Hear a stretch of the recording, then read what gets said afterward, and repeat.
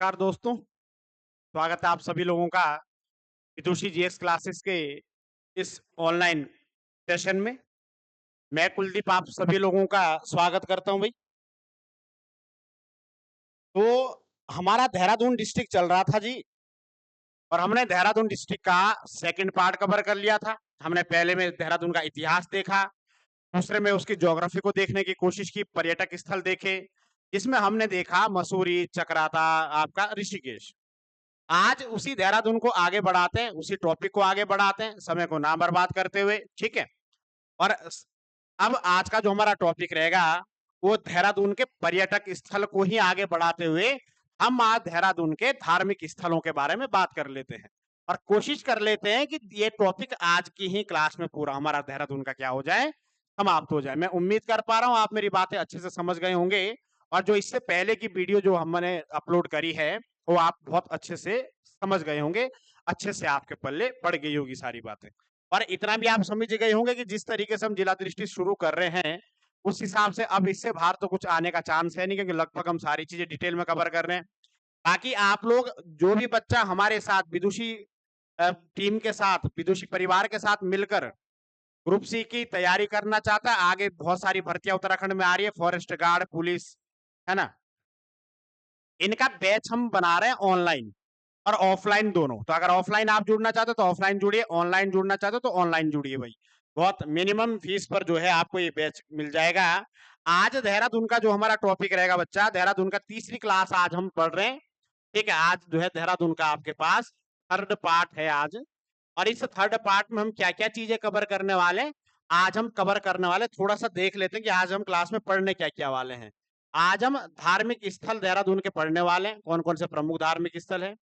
आज हम देहरादून के कौन कौन से प्रमुख संस्थान है, संस्थान कौन कौन से है ना, और आयोग कौन कौन से हैं देहरादून में, मुख्यालय किन किन चीजों का देहरादून में स्थापना, उनका गठन, विशेषता क्या क्या चीजें, जैसे आप FRI IMA के बारे में बात कर ले तो बड़े बड़े संस्थान है, बड़े बड़े कॉलेज हैं। आज ही हम बात करेंगे देहरादून के प्रशासनिक क्षेत्र की, देहरादून के राजनीतिक दृष्टिकोण की, यानी कि हम यहाँ के तहसीलों के बारे में बात कर लेंगे, ठीक है। तहसीलें कितनी देहरादून में है, हम आज यहाँ के ब्लॉकों के बारे में बात कर लेंगे, ब्लॉक कितने देहरादून में आपको जो है दिखाई देते हैं। और आज ही हम बात कर लेंगे विधानसभा सीटों के बारे में, ठीक है। और 2011 की जनगणना में देहरादून की क्या स्थिति रही, उसके बारे में आज हम बात करेंगे।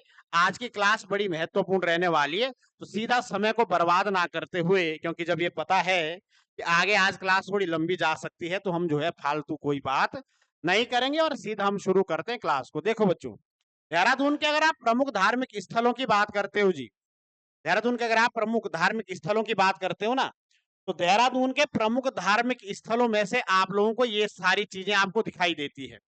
कौन कौन सी चीजें आप देख पा रहे हो? बहुत सारे मंदिर देहरादून जनपद में आपको दिखते हैं, लेकिन प्रमुख प्रमुख मंदिर जो आप लोगों के सामने मैं आज डिस्कस करने वाला हूं, उनके बारे में जब हम बात करते हैं तो हम ये देखते हैं कि एक तो हमारा हनोल का महासु देवता का जो मंदिर है हनोल, ये बड़ा फेमस मंदिर है, इसको पांचवा धाम भी कहा जाता है। उत्तराखंड का मांग उठी है इसको पांचवा धाम घोषित करने की, और सरकार द्वारा बहुत जो है यहाँ पर एक मॉडल तैयार किया जा रहा है हनोल का, तो काम कर रही है सरकार इस पर। बुद्धा टेम्पल आप जानते हो देहरादून में स्थित है, इसके बारे में हमने थोड़ी सी बात कर लेनी है। टपकेश्वर महादेव के बारे में भी बात करेंगे, क्योंकि टपकेश्वर महादेव के बारे में हम इसलिए भी बात करेंगे आज, क्योंकि हाल ही में G20 की जब बैठक है उत्तराखंड में हुई, तो उन्हें G20 की बैठकों में टपकेश्वर मंदिर का एक अपने आप में महत्वपूर्ण प्रश्न बन जाता है। क्या है वो प्रश्न, आगे आप क्लास में बने रहिए, हम आगे बात करेंगे उसके बारे में। तो समय को बर्बाद ना करते हुए मैं देहरादून के प्रमुख धार्मिक स्थलों में मंदिरों के बारे में जब बात कर रहा हूँ, तो मैं सबसे पहले महासु देवता मंदिर हनोल की बात करूंगा। और हनोल के बारे में जब आप पढ़ना शुरू करते हो, तो हनोल से आज की हमारी क्लास शुरू होने वाली है। तो महासु देवता से शुरू करते हैं आज की क्लास को। देखो बच्चों, जब आप महासु देवता के बारे में पढ़ते हो, तो महासु देवता का जो मंदिर है, ठीक है, महासु देवता का जो मंदिर है, ये आपके देहरादून जनपद में पड़ता है, ठीक है। देहरादून जनपद में आपको ध्यान रख लेना, टोंस नदी के, टोंस नदी के बाएं तट पर स्थित है, लेफ्ट हैंड साइड बाएं तट पर। पहले तो आप ये चीज दिमाग में बैठा लो। दूसरी बात, इसी मंदिर के बारे में आप ध्यान रखना महासु देवता जो मतलब होता है, महासु, महासु शब्द का जो मतलब होता है, इसका अगर आपको मैं थोड़ा सा इसको तोड़ने की कोशिश करूं, इसका मतलब होता है महा प्लस सुर। ये इन दो शब्दों से मिलकर बना हुआ है, महा प्लस सुर। महा का मतलब आप जानते हो, महा यानी कि महान, महा, और सुर का मतलब आप जानते हो देव। सुर जो है देव का पर्यायवाची होता है, देवताओं का पर्यायवाची। कुल मिलाकर महासु जो है, महासु शब्द, ये भगवान शिव के रूप इनको माना जाता है। ठीक है, हालांकि इनके रूपों के बारे में अभी हम बहुत डिटेल से थोड़ी सी बात कर लेंगे। और दूसरी बात ध्यान रखना, अगर आप इस मंदिर की शैली आप लोगों से पेपर में पूछ ली जाए कि हनोल का जो महासु देवता का मंदिर है ये किस शैली में बना हुआ है, तो तुम लोगों को पता होना चाहिए कि हनोल के महासु देवता मंदिर की जो शैली है ये आपके हुण शैली में निर्मित है। बच्चा, किस में निर्मित है? हुण शैली में निर्मित है। और हुण शैली में क्यों निर्मित है? क्योंकि हनोल के ही बगल में एक गांव है जिसका नाम है मेंद्रत।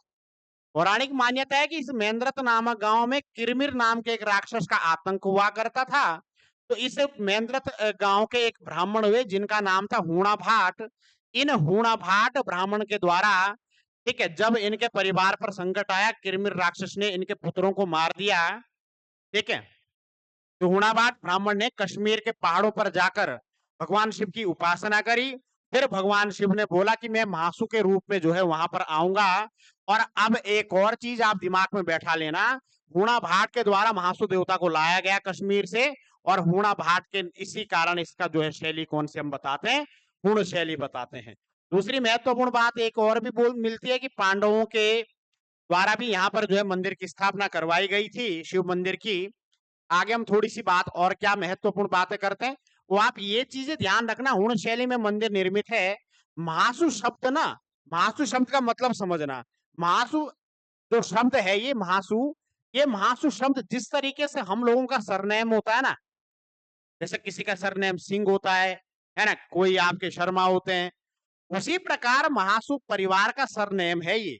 महासु जो देवता है ये चार भाइयों का संयुक्त रूप है, याद कर लेना जो मैं कहना चाह रहा हूं। महासु चार भाइयों का संयुक्त रूप है बच्चा। चार भाई है महासु देवता। इन चारों का नाम क्रम वाइज में बता देता हूं। सबसे बड़े भाई है जिनका नाम आपको याद रखना है, इनका नाम बोलते हैं वार्षिक महासु। वार्षिक महासु जो सबसे बड़े महासु देवता है। ठीक है, चारों भाइयों में सबसे बड़े महासु परिवार के मुखिया। उसके बाद दूसरे नंबर पर जो हमारे पास आते हैं उनका नाम है बोठा महासु। बोठा महासु आपके पास दूसरे महासु आते हैं। और तीसरे नंबर पर आते हैं पवासी महासु।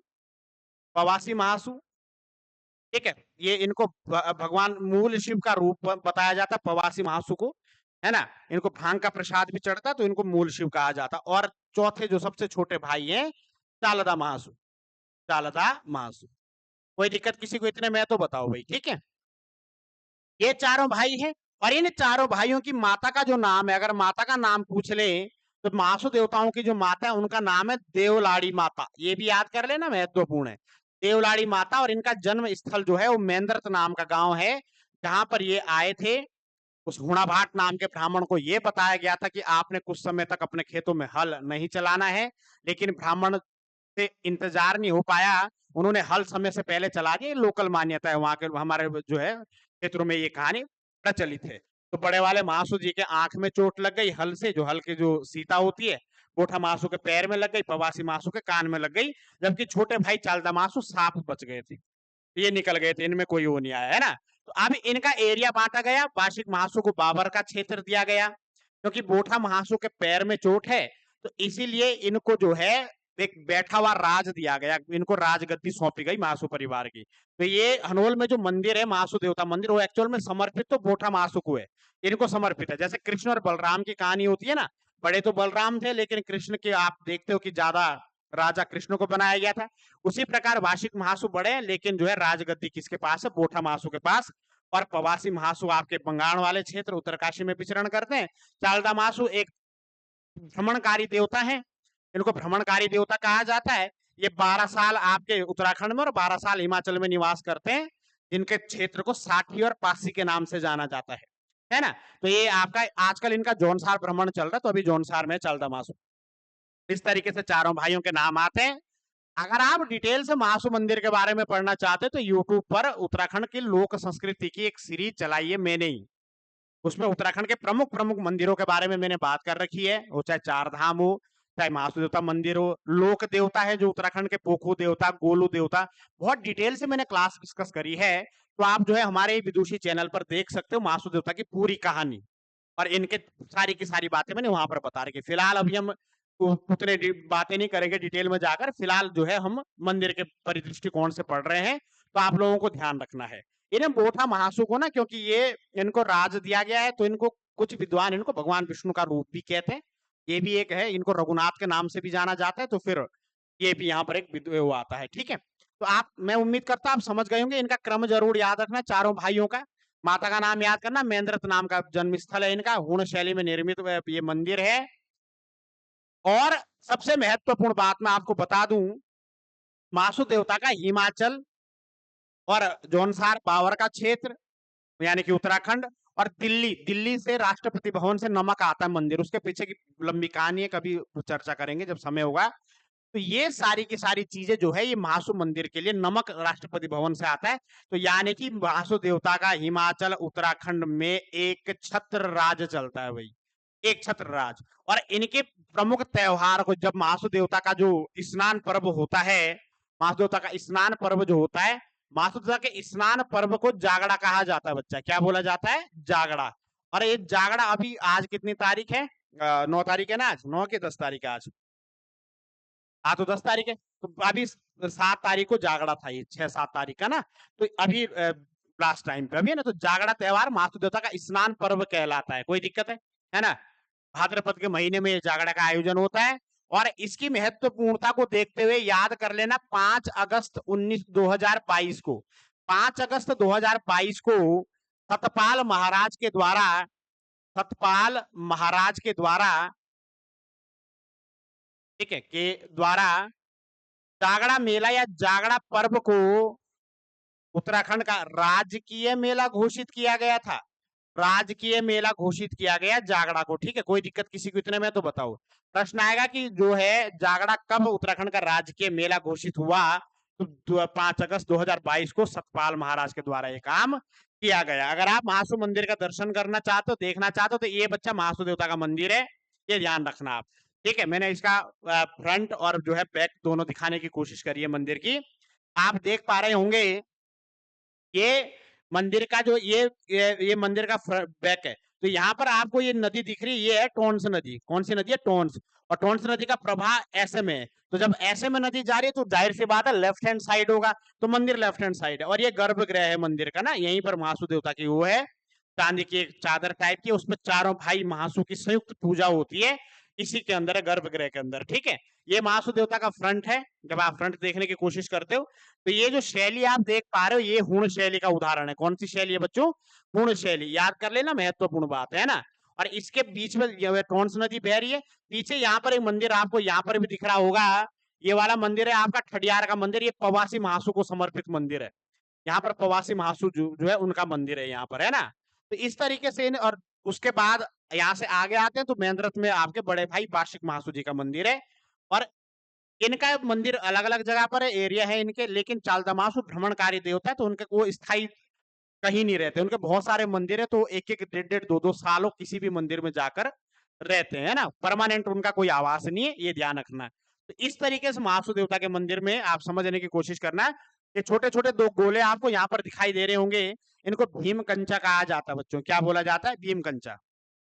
नहीं दिखे होंगे तो मैं दिखा देता हूँ, ठीक है।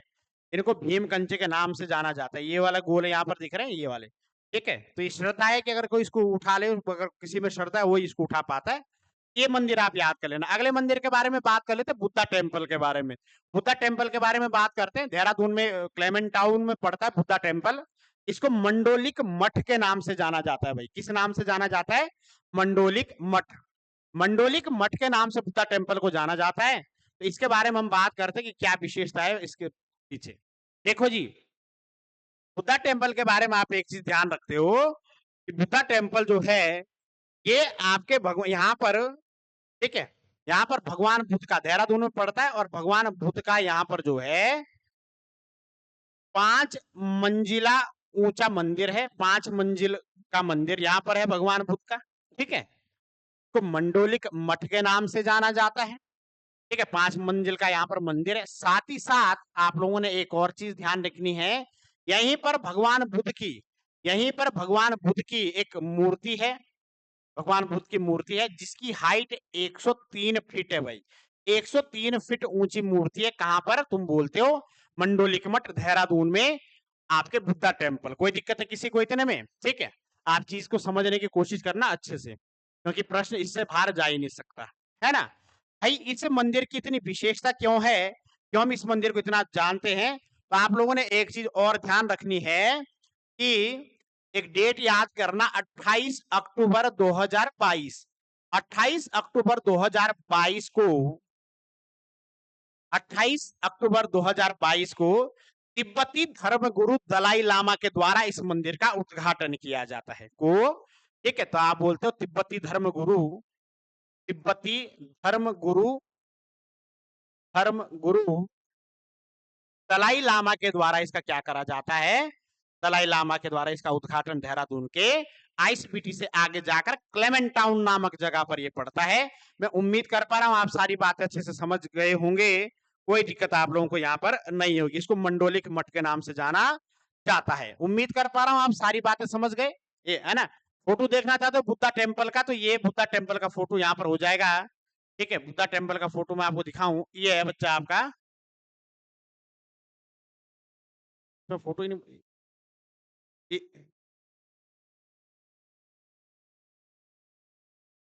कोई नहीं, बुद्धा टेम्पल का फोटो नहीं डाला, मैं माफी चाहूंगा। ठीक है, इसमें नहीं है कर, कोई दिक्कत की बात नहीं। आप लोग तो अगर जो देहरादून में रह रहे हैं आप लोग तो गए ही होंगे वहां पर। अगले मंदिर के बारे में बात कर लेते हैं, टपकेश्वर महादेव मंदिर। टपकेश्वर महादेव मंदिर के बारे में बात कर लेते हैं। ठीक है, टपकेश्वर महादेव मंदिर, तो टपकेश्वर महादेव का जो मंदिर है देहरादून में, ये शहर के बीचों बीच स्थित है। और क्योंकि देहरादून का एक प्राचीन नाम मैंने कहा था द्रोण नगरी भी कहा जाता है, कहते हैं कि भगवान गुरु द्रोणाचार्य ने यहाँ पर तपस्या करी। तो अगर मैं पर्टिकुलर उस लोकेशन की बात करूं, उस लोकेशन की अगर मैं बात करूं जहां पर गुरु द्रोण ने तपस्या करी होगी, तो ये मान्यता है कि गुरु द्रोण के द्वारा जो तपस्या करी गई, वो तपस्या आपकी टपकेश्वर, ठीक है, टपकेश्वर मंदिर में ही करी गई थी। यहीं पर उनके द्वारा ये मंदिर का वो करा गया होगा। साथ ही साथ यहाँ पर एक शिवलिंग है जिसकी जो गुफा के अंदर है, गुफा के अंदर एक शिवलिंग है यहाँ पर। और उस शिवलिंग में जो है नेचुरल तौर पर, प्राकृतिक तौर पर पानी टपकता है भाई, है ना। जब आप कभी जाओगे तो देखना प्राकृतिक तौर पर वहां पर क्या टपक रहा होता है, पानी टपक रहा होता है। ठीक है, साथ ही साथ ये जो टपकेश्वर महादेव मंदिर है, ये कौन से नदी के किनारे पर स्थित है? तुम लोगों ने ध्यान रखना कि कौन से नदी के किनारे पर हो जाएगा। ये जो टपकेश्वर महादेव मंदिर है, उस नदी का नाम है देवधारा नदी। कौन सी नदी? देवधारा। या फिर इसी नदी को, छोटी नदी है, इसको वहां के कुछ लोग, आसपास के लोग ना, इसी देवधारा नदी को तमसा के नाम से भी जानते हैं, तमसा।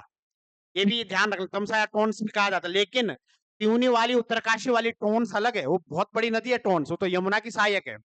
ये छोटी सी धारा है, इसको आपके देवधारा या तमसा बोलते हैं। उस नदी का नाम भी तमसा है, पर वो वाली तमसा नहीं है, त्यूनी वाली, ये समझ जाना। ये वाली देहरादून में है, छोटी सी नदी, इस नदी के किनारे पर ये बसा हुआ है। नदी के किनारे पर ये मंदिर है, कौन सा? टपकेश्वर महादेव मंदिर।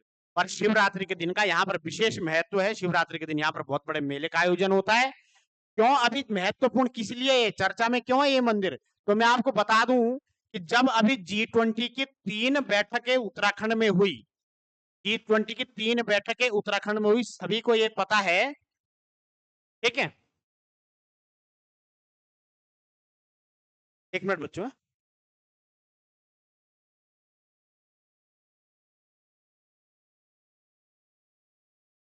चलिए। G20 की 3 बैठकें उत्तराखंड में हुई, तो जब G20 में जो विदेशी मेहमान भारत आए थे बच्चों, विदेशी मेहमान जो भारत आए थे, इसको याद कर लेना, विदेशी मेहमान भारत आए थे, उनको भारत के तरफ से पुस्तक दी गई है। ठीक है, भारत की संस्कृति को लेकर। और उस पुस्तक में 55 पेज में, ये भी बता दो, 55 पेज की एक पुस्तक दी गई है। G20 में भारत आए मेहमानों के लिए जो पुस्तक भेंट दी गई है, उसमें उत्तराखंड के टपकेश्वर मंदिर का भी वर्णन है भाई। उसमें उत्तराखंड के, ठीक है, इस टपकेश्वर मंदिर का वर्णन है। टपकेश्वर मंदिर का उसमें क्या है? वर्णन है। कोई दिक्कत है किसी को इतने में तो बताओ। ठीक है, टपकेश्वर मंदिर का वर्णन किसमें? G20 में जो विदेशी मेहमानों को हमने पुस्तक भेंट करी, उसमें उत्तराखंड के टपकेश्वर महादेव का मंदिर। अगर आप इसको जो है देखना चाहते हो तो ये टपकेश्वर महादेव गुफा के अंदर शिवलिंग है भगवान शिव की, और ये आपकी जो नदी है जिसके बारे में बात कर रहा था, हनुमान जी की एक बहुत बड़ी प्रतिमा लगी हुई है, और यहीं पर जो है गुरु द्रोणाचार्य की भी मूर्ति है इसी साइड, इसमें नहीं दिख रही है पर ध्यान रखना ना है। कोई दिक्कत किसी को है? ये है टपकेश्वर महादेव का मंदिर। कोई दिक्कत है तो बताइए भाई, ठीक है? उन्हें तो नीचे दिक्कत, ठीक है? इस तरीके से आप जो इन सब चीजों के बारे में बात कर लेते हो, ठीक है? अच्छा, अब कुछ और महत्वपूर्ण मंदिरों के बारे में अगर मैं थोड़ी सी आप लोगों के साथ एक स्लाइड में आपको समझाने की कोशिश करूं, तो हम उसी पैटर्न पे चलते हैं, सारी चीजें एक ही साथ खत्म कर लेते हैं, तब देखते हैं जरा कैसे नहीं आता पेपर में, है ना? देखो जी, हमने बोला कि हम देहरादून के बारे में बात कर रहे हैं, तो देहरादून के अन्य मंदिर कौन कौन से? देहरादून में कौन कौन से मंदिर है भाई? ठीक है, देहरादून में और कौन कौन से मंदिर है जो हमको पेपर में पूछे जा सकते हैं, ठीक है? उसके बारे में बात कर लेते हैं, ठीक है? चलिए, देहरादून के अन्य मंदिरों के बारे में हम कोशिश करते हैं बात करने की, ठीक है? चलो, ये मैं थोड़ा सा आपको एक स्ट्रक्चर बनाने की कोशिश कर रहा हूँ और इसी में ही हम सब कुछ समझ जाएंगे। ये देहरादून है। अब देहरादून के आसपास कौन कौन से मंदिर तुम देखते हो उसके बारे में बात कर लेते हैं, ठीक है? तुम देहरादून शहर से आईएसबीटी के तरफ जाते हो तो तुम्हें एक मंदिर दिखाई देता है देहरादून में, उस मंदिर का नाम तुम बता देते हो कि सर उस मंदिर का नाम है डाट काली मंदिर। कौन सा मंदिर? डाट काली मंदिर। डाट काली मंदिर। भाई डाट काली मंदिर कहाँ है? तुम्हारा उत्तर क्या होना चाहिए कि ये सर डाट काली जो मंदिर है ये देहरादून में स्थित है, और ये देहरादून के आपके आईएसबीटी के समीप स्थित एक जो है ये मंदिर है, आईएसबीटी के समीप स्थित है भाई, है ना? कहां पर है देहरादून में? आईएसबीटी के समीप स्थित ये मंदिर है।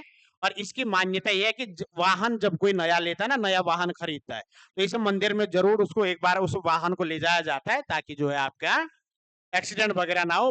मान्यता है वाहनों को लेकर इस मंदिर की, ठीक है? आगे अगर मैं थोड़ी सी बात कर लूं, आप जानते हो कि यहीं पर अगर आप में से कोई लोग देहरादून में रह रहा है तो अच्छे से जानता होगा, इसी देहरादून में एक मंदिर है जिसका नाम है, बड़ा फेमस मंदिर है, तुम बोलते हो संतला देवी मंदिर। कौन सा देवी मंदिर? संतला देवी मंदिर। ये भी आपके देहरादून में पड़ता है जी, संतला देवी मंदिर, है ना? और संतला देवी मंदिर देहरादून के कौन से जगह पर पड़ता है? तुम बोलते हो गढ़ी कैंट। गढ़ी कैंट वाले एरिया से यहाँ का रास्ता जाता है, और ये चोटी पर बसा हुआ है संतला देवी मंदिर, ठीक है जी? संतला देवी चोटी है, संतला देवी मंदिर वहां पर बसा हुआ है। तुम अगर और देहरादून शहर के मंदिरों की बात कर लेते हो, तो जैसे ही तुम आपके, ठीक है, जो है आप जो है जैसे ही आप देहरादून मसूरी मार्ग पर जाते हो तो तुमको एक मंदिर वहां पर दिखाई देता है, उसको बोला जाता है प्रकाशेश्वर महादेव मंदिर। प्रकाशेश्वर महादेव मंदिर, ठीक है? महादेव का मंदिर प्रकाशेश्वर। और ये प्रकाशेश्वर महादेव मंदिर की भी बड़ी मान्यता है। इस पर्टिकुलर जहां पर ये प्रकाशेश्वर महादेव मंदिर देहरादून में है, इस मंदिर का जो पर्टिकुलर जो जगह का नाम है वो बोलते हैं कुठाल गेट। कौन सा गेट? कुठाल गेट। प्रश्न आएगा कि देहरादून और मसूरी मार्ग पर कौन सा भगवान शिव का प्रसिद्ध मंदिर है? तुम बोलोगे प्रकाशेश्वर महादेव मंदिर, कुठाल गेट। आगे आप अगर बात कर लो तो जब तुम देहरादून के राजपुर रोड पे जाते हो, देहरादून के तुम राजपुर रोड पे जाते हो, तो देहरादून के राजपुर रोड पे तुमको एक मंदिर दिखाई देता है, ठीक है? कौन सा मंदिर? तुम बोलते हो आपके साईं बाबा का मंदिर, ठीक है? साईं मंदिर आपको दिखाई देता है, और ये साईं मंदिर भी फेमस है ना? और ये आपके कहां पर है? तुम बोलते हो राजपुर रोड देहरादून में है। राजपुर रोड देहरादून में ये मंदिर आपका दिखाई देता है। इस कोई दिक्कत है किसी को? और अगर मैं और महत्वपूर्ण मंदिरों की बात कर लूं तो आपको जो है देहरादून में खुड़बुड़ा में झंडा साहिब दिखाई देता बच्चा। झंडा साहिब, झंडा साहिब एक गुरुद्वारा है, झंडा साहिब गुरुद्वारा। मैंने कहा था कि गुरु राम राय का देहरादून आगमन हुआ था, तो गुरु राम राय ने इस मंदिर के नींव डाली, लेकिन उनकी मृत्यु हो गई थी। तो गुरु राम राय की पत्नी थी जिनका नाम था आपके पंजाब कौर। गुरु राम राय की पत्नी थी जिनका नाम था पंजाब कौर।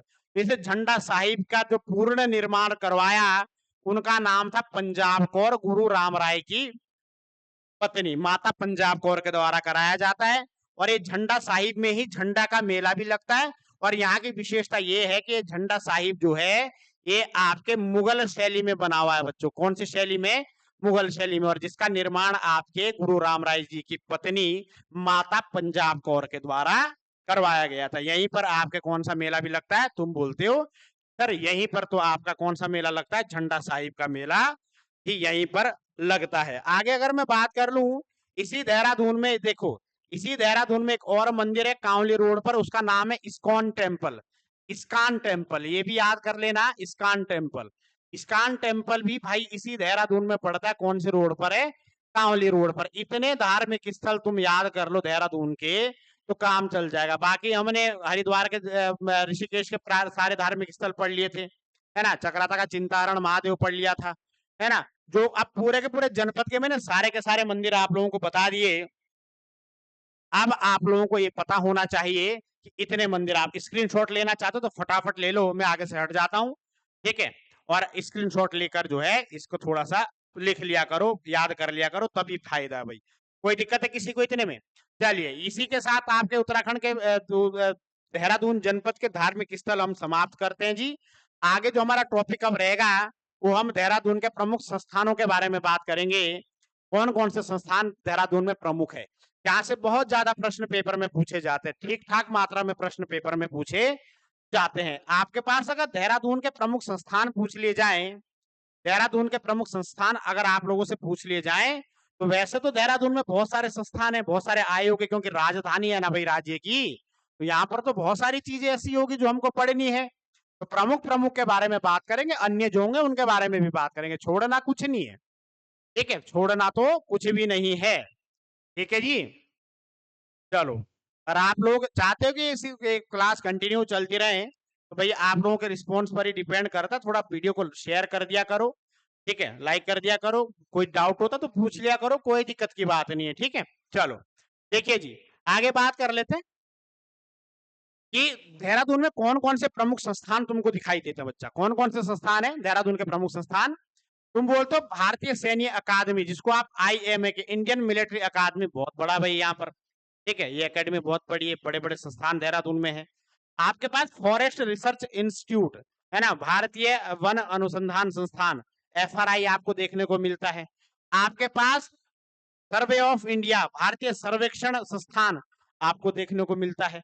तो इन सब के बारे में हमको डिटेल से पढ़ना है, क्या क्या चीजें इनसे पेपर में पूछी जाती है, कब कब इनकी स्थापना हुई, किसने करी, क्या विशेषता है, किस लिए प्रसिद्ध है, यही तो हमको पढ़ना है। और क्या पढ़ना है, कोई दिक्कत की बात नहीं, ठीक है। तो पहले हम IMA से शुरू करते हैं। भारतीय सैनिकों का जन्मस्थल IMA, भारत के बड़े बड़े अधिकारी जो है यहीं से बनते हैं।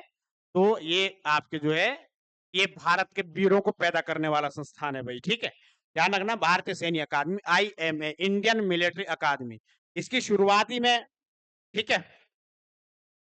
अभी इसकी शुरुआत करने से पहले, हाँ इसको तो खैर मैं पढ़ा ही देता हूँ, बाकी कुछ एक्स्ट्रा फैक्ट होंगे वो मैं बता दूंगा आपको, ठीक है। क्योंकि मैं एक चीज यहाँ पर मेरे दिमाग से उतर गई थी, देहरादून के आसपास एक दो मंदिर और है, वो बताना मैं भूल गया, लेकिन मैं वो भी बता ही देता हूँ। जब हमने इतना कर लिया तो उसको भी पढ़ लो। IMA के बारे में अभी पढ़ते हैं, मैं थोड़ी सी माफी चाहूंगा क्योंकि अच्छा अगला टॉपिक हमने अभी शुरू नहीं करा, ठीक है। क्योंकि वो भी महत्वपूर्ण पढ़ना है भाई, वो महत्वपूर्ण है, क्योंकि वो एकदम से अभी मेरे दिमाग में आई वो चीज ना। देखो देहरादून के आसपास ना, मैं आपको बता दूं, जैसे आप लोगों ने कहा कि ये देहरादून है, तो देहरादून के चारों तरफ, देहरादून के आसपास आपको ना 4 सिद्ध दिखाई देते हैं। मैं उन सिद्धों के बारे में भी बात कर लेता हूँ, छोड़ना नहीं है उसको भी, ठीक है। हाँ, देहरादून के आसपास आपको 4 सिद्ध दिखाई देते हैं। अब सिद्ध क्या है उनके बारे में बात करता हूं मैं। ये देहरादून है तुम्हारे पास, और देहरादून में 4 सिद्ध पड़ते हैं भाई। कौन कौन से 4 सिद्ध है उनका नाम मैं फटाफट बता देता हूँ, ठीक है, देहरादून में, तब उसके बारे में IMA के बारे में बात करते हैं। पहला सिद्ध है देहरादून में लक्ष्मण सिद्ध, लक्ष्मण सिद्ध आप याद कर लेना, लक्ष्मण सिद्ध है देहरादून में।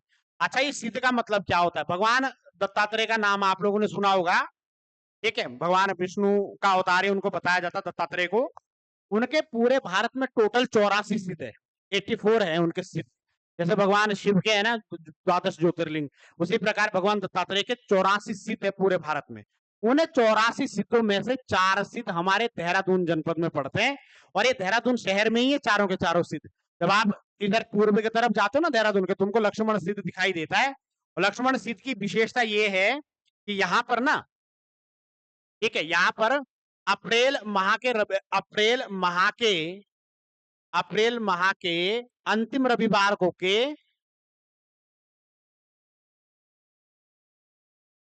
रविवार को एक मेले का आयोजन किया जाता है। बड़ा भयंकर मेला लगता है, यहाँ पर मेले का आयोजन होता है भाई।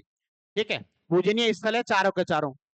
आगे अगर मैं बात कर लूं, इसी देहरादून का तुम इधर पश्चिम की तरफ जाने की थोड़ी सी कोशिश कर लेते हो, तुम बोलते हो मांडू स्थित है सर एक देहरादून में। कौन सा स्थित है? मांडू स्थित। मांडू स्थित, मांडू स्थित तुमको देहरादून में दिखाई देता है। तब तुम प्रेमनगर के पास जाते हो ना, प्रेमनगर के पास ये मांडू स्थित है। प्रेमनगर से थोड़ा सा आगे जाकर मांडू स्थित पड़ता है। ठीक है, मांडू स्थित भी देहरादून में है ना।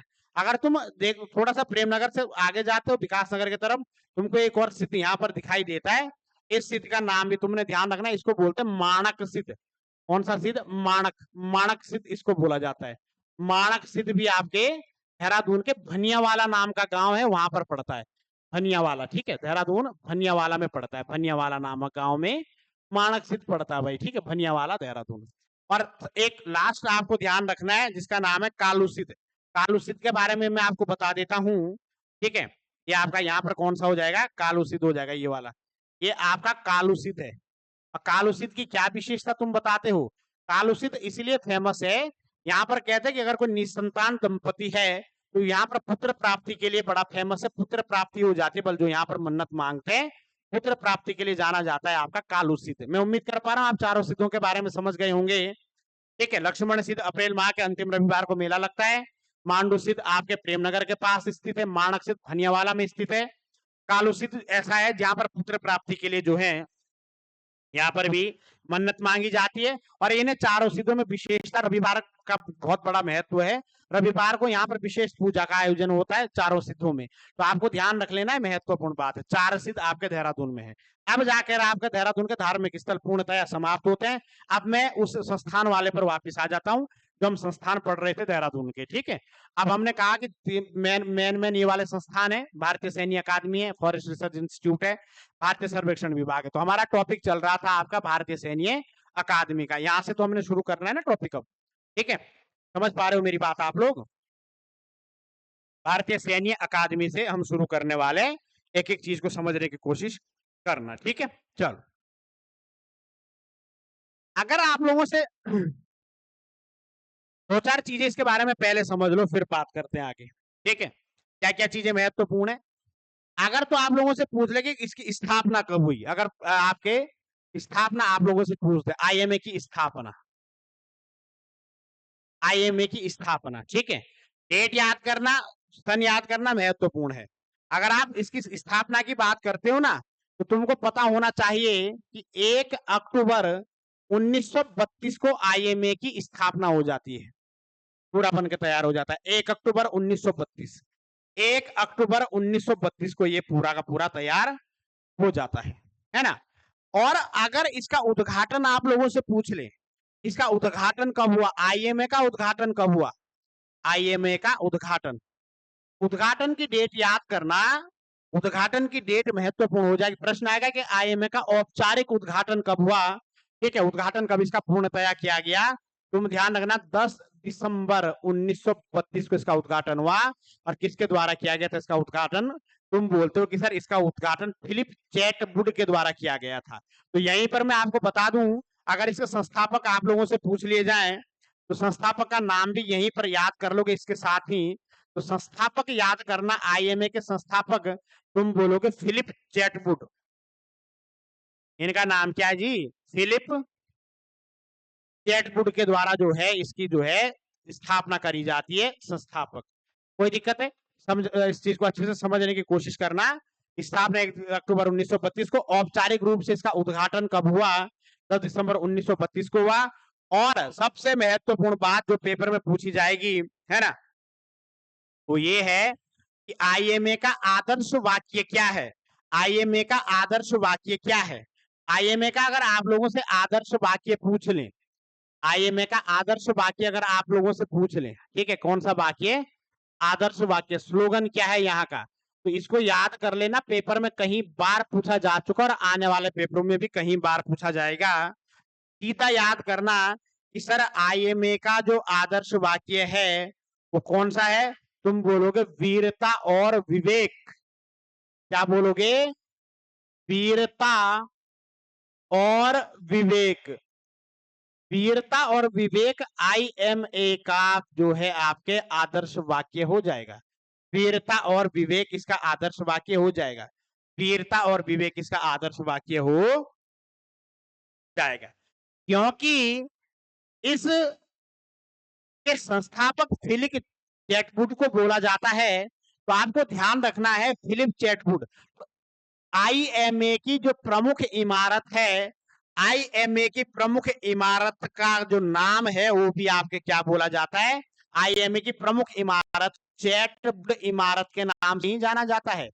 चैटवुड इमारत के नाम से ही जाना जाता है। चैटवुड इमारत कहा जाता है आईएमए के मुख्य बिल्डिंग को, प्रमुख इमारत को चैटवुड इमारत। ठीक है। और अगर पूछ ले कि सर चैटवुड इमारत तो कहा जाता है, लेकिन उस चैटवुड इमारत को बनाया किसने था? चैटवुड इमारत को किसके द्वारा बनाया गया था? जिसका डिजाइन किसके द्वारा तैयार किया गया था? तो याद रखना, अगर पूछ ले कि आईएमए के इस इमारत का डिजाइन किसके द्वारा बनाया गया, ठीक है, डिजाइन किसके द्वारा इसका बनाया जाता है, तो आप लोगों को याद कर लेना कि इसका डिजाइन उसी के द्वारा बनाया गया जिसके द्वारा भारत का राष्ट्रपति भवन बनाया गया है, जिसके द्वारा भारत की पुरानी संसद बनाई गई थी, जिसके द्वारा भारत की सरकारी बिल्डिंगें बनाई गई थी, जिसका नाम था आपके क्या? लुटियंस। लुटियंस के द्वारा ही इसका डिजाइन बनाया गया था, लुटियंस। ठीक है, लुटियंस के द्वारा इसका डिजाइन बनाया गया था। और एक इसी लुटियंस के एक सहायक थे, एक हेल्पर थे, उनका नाम ध्यान रखना, रसेल। लुटियंस और रसेल इसके डिजाइन के निर्माण करता है। महत्वपूर्ण बात हो जाएगी, दिमाग में छाप लेना, दिमाग में बैठा लेना। इतने फैक्ट अगर आप लोग याद कर लो तो इससे बाहर पेपर जाने का मतलब ही नहीं होता है ही क्या तब इससे बाहर। और अगर मैं फैक्ट और आपके पास देखूं थोड़ा सा, तो आईएमए के अगर मैं बात कर लूं, आईएमए का जो पहला बैच था, ठीक है, पहला बैच जो आईएमए का था, उससे पहले बैच में ही थे आपके, इस पहले बैच में टोटल 40 कैडेट्स आपको देखने को मिलते हैं। ये भी पेपर में प्रश्न आ रखा है कि भाई आईएमए के पहले बैच में कितने कैडेट्स थे? तुम बोलते हो 40 कैडेट्स थे। और भारत के प्रथम फील्ड मार्शल, ठीक है, भारत के प्रथम, ठीक है, भारत के प्रथम फील्ड मार्शल, माफी चाहूंगा, फील्ड मार्शल, जिनका नाम था सर मानेक शाह, जिनका नाम था सर मानेक शाह, सर मानेक शाह, ये भी आईएमए के पहले बैच के पासिंग आउट हैं। इन 40 कैडेट्स में से भारत के पहले field marshal sir Manek Shah भी थे। ये भी प्रश्न आ चुका है कि मानेक शाह आईएमए के कौन से बैच में से पास आउट हुए थे, पहले बैच, दूसरे बैच, तीसरे या चौथे। तो पहले बैच के 40 कैडेट्स में से एक हमारे मानेक शाह थे। और पाकिस्तान के जो जब पाकिस्तान बना ना 1947 में, तो आप लोगों को एक चीज ध्यान रख लेनी है, पाकिस्तान जब 1947 में बना, पाकिस्तान के जो पहले वो बने ना प्रमुख, सेना प्रमुख, जिनका नाम था जनरल मूसा, वो भी इसी के थे। सर मानेक शाह और जनरल मूसा दोनों ना मतलब इसी बैच के सदस्य थे। लेकिन पाकिस्तान से हमें क्या लेना देना, उसके बारे में हमने क्या करना पड़ के। ठीक है, चलो आगे ध्यान रख लेना, जो महत्वपूर्ण बात बन जाती इसी के बारे में। अगर प्रश्न पूछ ले कि भारत के कितने ऐसे प्रधानमंत्री हैं जो आईएमए के दौरे पर आ चुके हैं, कब? जब आईएमए के तो उसका पासिंग चल रहा था ना, जैसे मान के चलना आप, प्रशिक्षण परेड जब खत्म हो जाती है, जब आप आईएमए में जाते हो और आपके फाइनल हो जाए सब कुछ, आप जो है बन जाओ, लेफ्टिनेंट बन जाओ, उस समय जो पासिंग आउट परेड होती है ना, उस परेड को ज्वाइन किया था भारत के 3 ऐसे प्रधानमंत्री जो आईएमए के पासिंग आउट परेड के में जा चुके हैं, पासिंग आउट परेड के सदस्य रह चुके हैं, है ना, उसका निरीक्षण कर चुके हैं।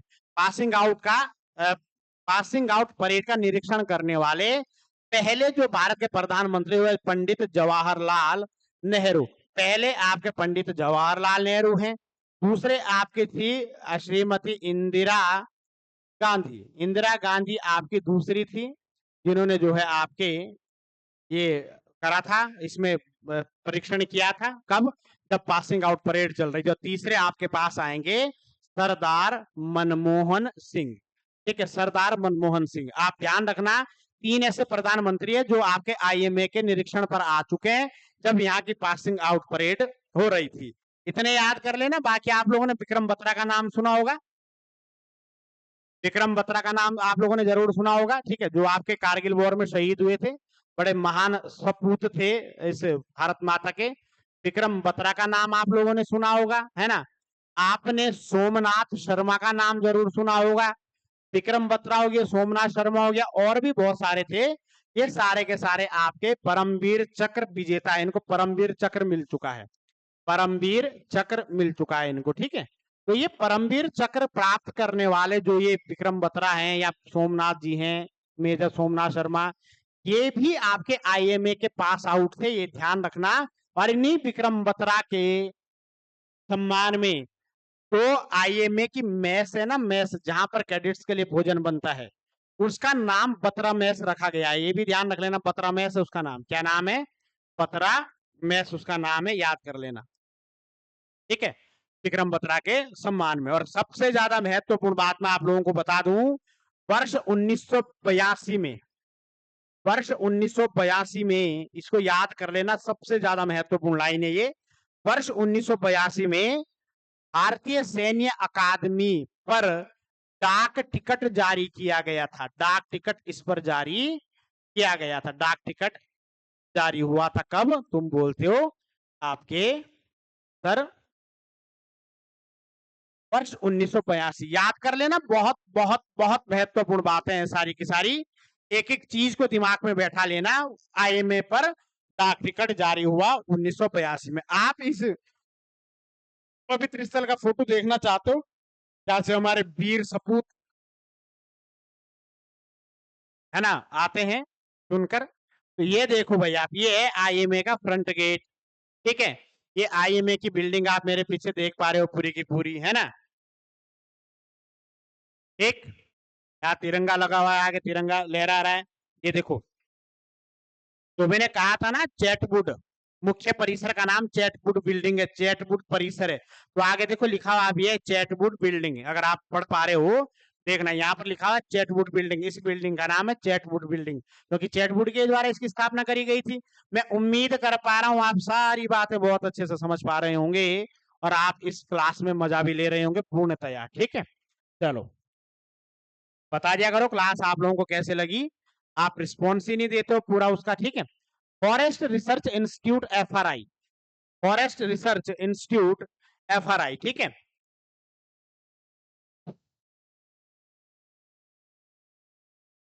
फॉरेस्ट रिसर्च इंस्टीट्यूट एफआरआई के बारे में बात कर लेते हैं। इसके मैं थोड़ी सी बात करूंगा फॉरेस्ट रिसर्च इसके बारे में। इसको आप हिंदी में बोलते हो क्या? भारतीय वन अनुसंधान संस्थान भी कहा जाता है एफआरआई को। ठीक है, भारतीय वन अनुसंधान संस्थान भी इसको ही कहा जाता है। क्या महत्वपूर्ण बात है बच्चों इसके बारे में? तो आप लोगों ने ध्यान रखना है कि सर, जो forest research institute of Dehradun है, ठीक है, ऑफ इंडिया है, माफी चाहूंगा। ठीक है, ये आपके, अगर इसकी आप लोगों से स्थापना पूछें, इसकी स्थापना के बारे में बहुत ज्यादा डाउट है बच्चों को किताबों में, लेकिन मैं जो आपको चीजें बताऊंगा वो पूरी की पूरी ऑथेंटिक चीजें होगी। आपको टेंशन लेने की बिल्कुल आवश्यकता नहीं है। आप निर्भय होकर उसका उत्तर वही दे देना जो मैं कहना चाह रहा हूं। क्या है महत्वपूर्ण बातें स्थापना को लेकर? हुआ ये, मैं पूरी कहानी आप लोगों के पास शेयर कर रहा हूं। इसकी कहानी शुरू होती है 1865 से। 1865 में, 1865 में भारत के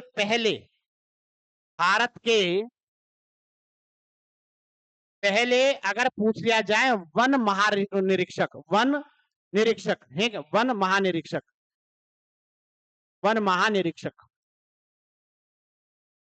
वन महानिरीक्षक को, है ना, भारत के पहले वन महानिरीक्षक किसको बनाया गया? तुम बोलते हो कि सर 1965 में भारत के पहले वन महानिरीक्षक बनाया गया सर डिस्ट्रिक्ट ब्रेंडिस को। डिस्ट्रिक्ट ब्रेंडिस, ये याद कर लेना नाम, यहां से पेपर में प्रश्न बनेगा। किसको बनाया गया? तुम बोलोगे सर कि डिस्ट्रिक्ट ब्रेंडिस को बनाया गया। ब्रेंडिस, डिस्ट्रिक्ट ब्रेंडिस भारत के पहले वन महानिरीक्षक बने, पहले वन महानिरीक्षक, ठीक है। और इनके यानी कि ब्रेंडिस के ही सुझाव पर आप लोगों को ध्यान रखना है, इस ब्रेंडिस के ही द्वारा, इस ब्रेंडिस के ही प्रयासों से, इसके ही सुझाव पर, ठीक है, ब्रेंडिस के सुझाव पर याद करना ये बात, ठीक है। वर्ष 1878 में, ठीक है, 1878 में भारत में पहले वन महाविद्यालय की स्थापना करी गई, ठीक है। भारत के पहले वन महाविद्यालय की स्थापना करी गई, वन महाविद्यालय की स्थापना करी गई, कर दी पहले वन महाविद्यालय की स्थापना। और इस वन महाविद्यालय की स्थापना देहरादून में हुई थी, और इसका जो नाम रखा गया, इस वन महाविद्यालय का जो नाम रखा गया, वो आप लोगों को याद करना, वो रखा गया था फॉरेस्ट स्कूल ऑफ देहरादून, ठीक है। क्या नाम रखा गया इसका? द फॉरेस्ट, ठीक है, स्कूल ऑफ देहरादून। तो सीधा प्रश्न तुम लोगों से पूछा जाएगा कि फॉरेस्ट स्कूल ऑफ देहरादून की स्थापना कब हुई? तुम बोलोगे 1878 में हुई। फॉरेस्ट स्कूल ऑफ देहरादून की स्थापना कब हुई? 1878 में हुई, 1878 में होती है। अब क्या हुआ, जब 1878 में इसकी स्थापना हुई, तो इसके ही कुछ समय बाद, यानी कि इसके ही कुछ समय बाद, यानी कि वर्ष 1884 में, 1884 में, वर्ष 1884 में the forest school of Dehradun का नाम बदल दिया जाता है। और फॉरेस्ट स्कूल ऑफ देहरादून का नाम बदलकर क्या कर दिया जाता है? इसका नाम कर दिया जाता है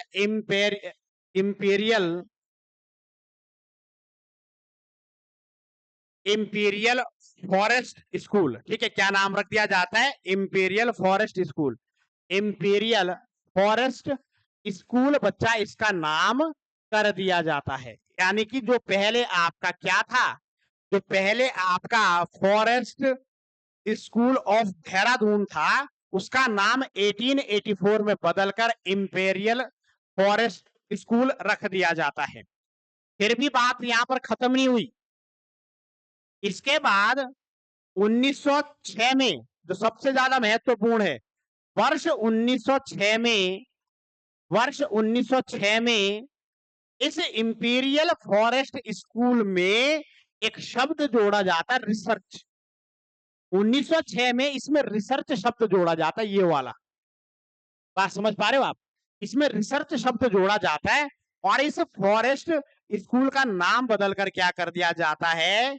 इंपीरियल, ठीक है, इंपीरियल फॉरेस्ट, ठीक है, रिसर्च स्कूल। बस इतना याद करो। यानी कि रिसर्च यहां पर शब्द जुड़ा, इसीलिए बहुत सारी किताबों में लिखा गया कि FRI की स्थापना कब हुई? तुम उत्तर दोगे 1906, 1906 उत्तर हो जाए, क्योंकि इस समय रिसर्च नहीं था। इससे पहले प्रश्न आएगा the forest school of Dehradun की स्थापना कब हुई? 1878। प्रश्न आएगा द इंपीरियल फॉरेस्ट स्कूल की स्थापना कब हुई? 1884। उसको ही बदला गया बाद में 1906 में इंपीरियल फॉरेस्ट रिसर्च स्कूल, यानी कि FRI की स्थापना 1906। आपने उत्तर देना है, याद कर लो, इसे महत्वपूर्ण बात हो जाएगी। कोई दिक्कत है किसी को? इतने में हो जाएगा याद, ठीक है ना। और उसके बाद क्या कर दिया गया?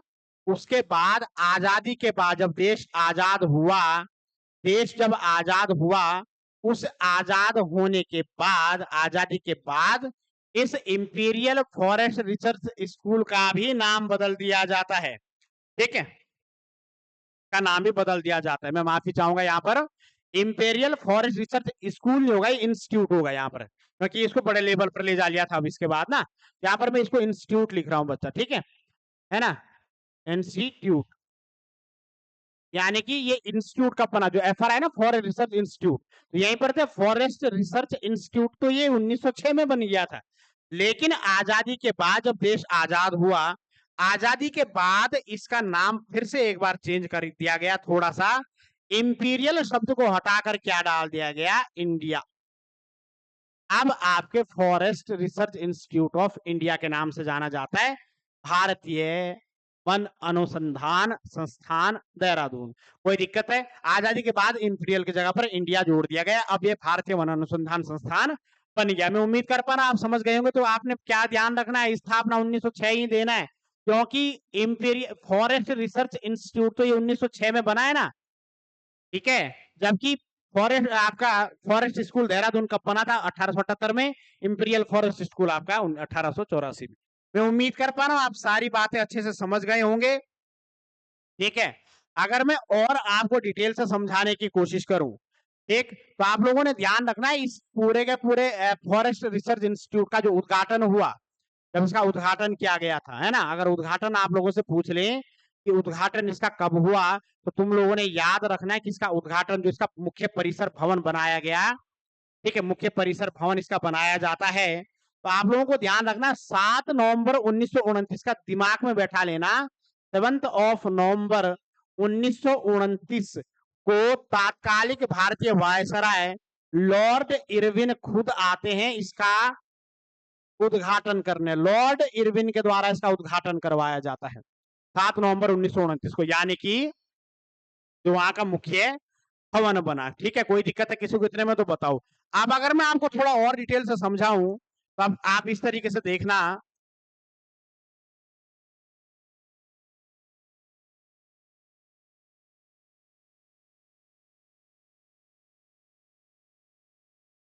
इसको किस तरीके से समझना है आप लोगों ने। अब थोड़ा सा बड़ा बनाते इसे, तो ये तुम्हारा एफआरआई हो गया,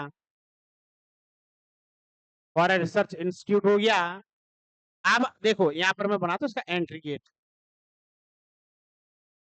अब जो फॉरेस्ट रिसर्च इंस्टीट्यूट का जो एंट्री गेट है, प्रवेश द्वार जो है इसका, ठीक है, प्रवेश द्वार, तो आप लोगों ने ध्यान रखना एफआरआई के प्रवेश द्वार का नाम, क्योंकि मैंने कहा था भारत के पहले वन महानिरीक्षक कौन बने थे, डिस्ट्रिक्ट ब्रेंडिस बने थे, तो इसी कारण एफआरआई के प्रवेश द्वार का नाम क्या है, एफआरआई के प्रवेश द्वार का नाम है ब्रेंडिस गेट। क्या नाम है इसका, ब्रेंडिस गेट के नाम से इसको जाना जाता है।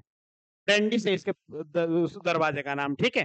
प्रवेश द्वार का नाम क्या, ब्रेंडिस गेट है। कोई दिक्कत है, एफआरआई का प्रवेश द्वार का नाम क्या, ब्रेंडिस गेट, प्रवेश द्वार ब्रेंडिस गेट। और इस एफआरआई की विशेषता ये है कि इसका जो सभागार है, एफआरआई का जो सभागार है ना, सभागार, एफआरआई का जो सभागार है यानी कि म्यूजियम है इसके अंदर, वो सभागार एशिया का सबसे बड़ा लकड़ी से बना हुआ सभागार है। कोई दिक्कत है किसी को इतने में, ठीक है, सबसे बड़ा लकड़ी से निर्मित हॉल है, एशिया का सबसे बड़ा लकड़ी से निर्मित हॉल, लकड़ी से निर्मित हॉल। ये पूरा का पूरा म्यूजियम है, आप लोग को पता ही होगा, कई बार आप जा रखे होंगे एफआरआई।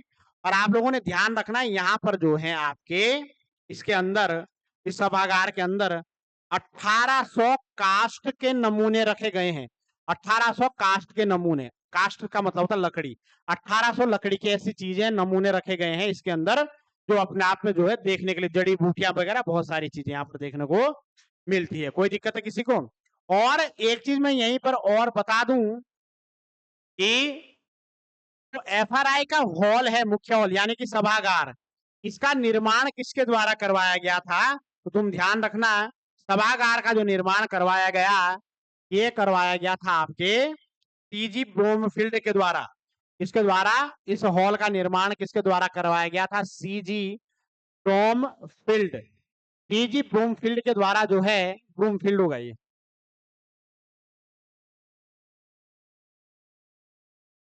टीजी ब्रूमफील्ड के द्वारा इसका निर्माण करवाया जाता है। ये बात आप दिमाग में बैठा लेना, ठीक है। उस मुख्य हॉल का निर्माण सीजी ब्रूमफील्ड ने, और ये आपके पास उदाहरण है कौन सी शैली का, ग्रीक और रोमन शैली का। इसमें ग्रीक और रोमन शैली आपको दिखाई देती है, ग्रीक और रोमन शैली से बना हुआ है एफआरआई का सभागार। मैं उम्मीद कर पा रहा हूं आप ये सारी बातें समझ गए होंगे। और सबसे ज्यादा महत्वपूर्ण बात आप दिमाग में बैठा लेना, तो सबसे ज्यादा बार पेपर में पूछी जा चुकी है, वो बात क्या है उसको एक बार देख लेते हैं क्या चीज है। ठीक है, एफआरआई को वर्ष 1991 में डीम्ड विश्वविद्यालय का दर्जा दिया, डीम्ड विश्वविद्यालय का दर्जा।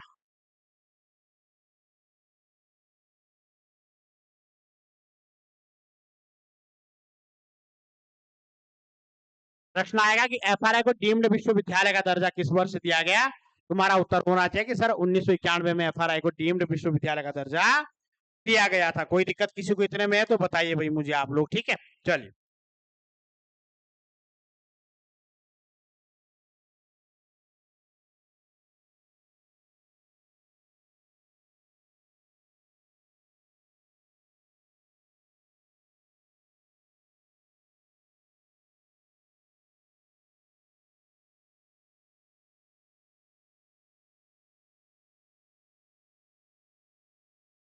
चलो बच्चा इतना हो गया, आगे चल लेते हैं।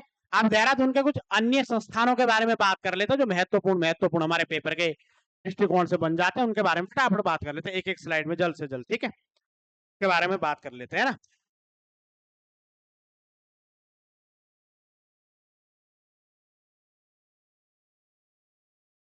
चलिए बच्चा, क्या क्या चीजें आपको ध्यान रखनी है उसके बारे में बात करते हैं। अन्य कौन कौन से संस्थान है, तुम एक दो चीजें दिमाग में बैठा लेना। पहला संस्थान का नाम क्या है, तुम लोगों ने वाडिया का नाम सुना होगा, वाडिया, वाडिया संस्थान। अभी सर्वेक्षण विभाग के तो बचा हुआ है, पहले उसको ही खत्म कर लो यार। ठीक है, फिर टॉपिक से हट जाता तब ठीक नहीं, उसको ही कर लेते पहले खत्म ना। सर्वेक्षण विभाग भी तो बचा हमारे पास। अच्छा, ये एफआरआई के फोटो देखनी तो देख लो, ये तो मैंने दिखाई नहीं तुम्हें, ये एफआरआई के फोटो। ठीक है, बहुत से जो देहरादून में बच्चे रह रहे हो यहाँ जा भी रखे होंगे, अगर नहीं भी जा रखे हैं तो फिर जो है देख लो। ठीक,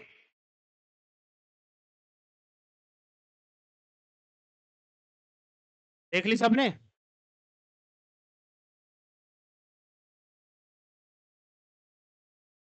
ठीक है, चलो सर्वेक्षण विभाग, भारतीय सर्व है ना, सर्वेक्षण विभाग, भारतीय सर्वेक्षण संस्थानीय विभाग। ठीक है, सर्वे ऑफ इंडिया, इसके बारे में बात करते हैं फटाफट। फटाफट एक लाइन में देखते हैं फटाफट। देखो, अगर स्थापना पूछ ले, स्थापना याद करना इसकी, भारतीय सर्वेक्षण विभाग की स्थापना कब हुई। तुम बोलोगे कि सर भारतीय सर्वेक्षण विभाग की स्थापना तो 1767 में पहले ही हो चुकी थी, 1767 में हो चुकी थी, लेकिन उत्तराखंड में नहीं हुई, ये स्थापना बंगाल में हुई थी। कहां पर हुई थी ये स्थापना, बंगाल में। ठीक है, इसकी स्थापना कहां पर हुई थी, बंगाल में हुई थी। लेकिन महत्वपूर्ण बात यह है, और इसके जो पहले सर्वेक्षक बनाए गए, पहले सर्वेक्षक, पहले सर्वेक्षक जो इसके बनाए गए, सर्वेक्षक जो इसके पहले बनाए गए, उनका नाम आप लोगों ने याद कर लेना है, मेजर रैनले, मेजर रैनल, रैनले नाम था इनका। ठीक है, मेजर रैनले, ये पहले सर्वेक्षक बने इस सर्वे ऑफ इंडिया के। और या इसके सर्वे, एक सर्वेक्षक इसके एवरेस्ट भी रह चुके हैं, जिन्होंने माउंट एवरेस्ट की ऊंचाई को नापा था, वो भी इसके वो रह चुके हैं, आपके सर्वेक्षक इसके रह चुके हैं। बात समझने की कोशिश करना, मैं तो महासर्वेक्षक नियुक्त हो चुके हैं। आगे थोड़ी सी बात कर लेते क्या और महत्वपूर्ण बन सकता है।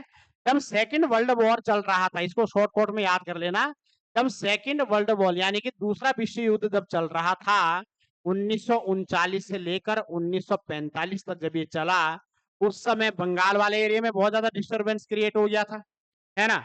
इस कारण क्या करना पड़ा, बंगाल से इस सर्वे ऑफ इंडिया को स्थानांतरित करना पड़ा। और दूसरे विश्व युद्ध के दौरान, ठीक है, वर्ष 1942 में, वर्ष 1942 में, वर्ष 1942 में भाई सर्वे ऑफ इंडिया का जो आपके पास मुख्यालय है, इसको देहरादून में स्थानांतरित कर दिया जाता है। तो ये बात आप याद कर लेना, इसकी स्थापना 1767 में कहाँ हो चुकी थी, बंगाल में हो चुकी थी, परंतु दूसरे विश्व युद्ध के दौरान इसके मुख्यालय को 1942 में देहरादून लाया जाता है। और अब वर्तमान में देहरादून के हाथी बड़कला नामक जगह पर इसका मुख्यालय आपको दिखाई देता है। कोई दिक्कत है किसी को इतने में तो बताइए भाई, है ना। आगे बात करते हैं, अब हम वाडिया इंस्टीट्यूट के बारे में बात कर लेते हैं, वाडिया के बारे में, उरेडा के बारे में बात कर लेते हैं, उरेडा क्या है उसके बारे में बात कर लेते हैं। वाडिया इंस्टीट्यूट क्या है, ठीक है, वाडिया, वाडिया इंस्टीट्यूट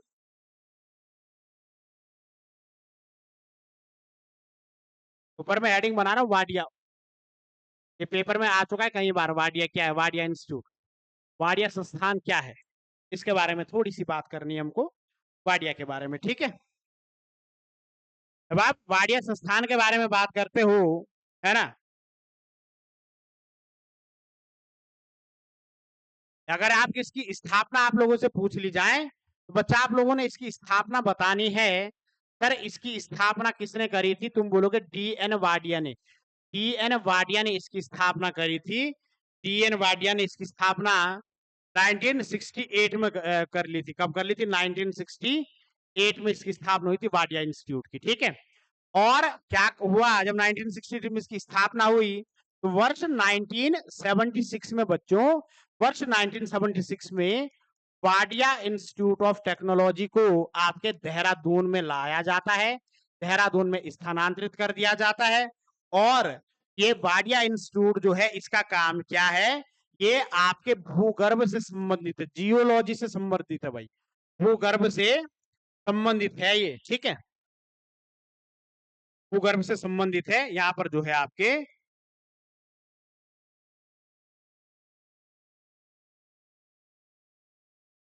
भूगर्भ से संबंधित है ये, यहाँ पर भूगर्भ से संबंधित कार्य किए जाते हैं। तो आप ये सारी चीजें दिमाग में बैठा लेना, ठीक है, जियोलॉजी से रिलेटेड ये हो जाएगा। चल, Wadia institute of Himalayan geology, इसका पूरा नाम क्या हो जाएगा, Wadia institute of Himalayan geology, है ना। वाडिया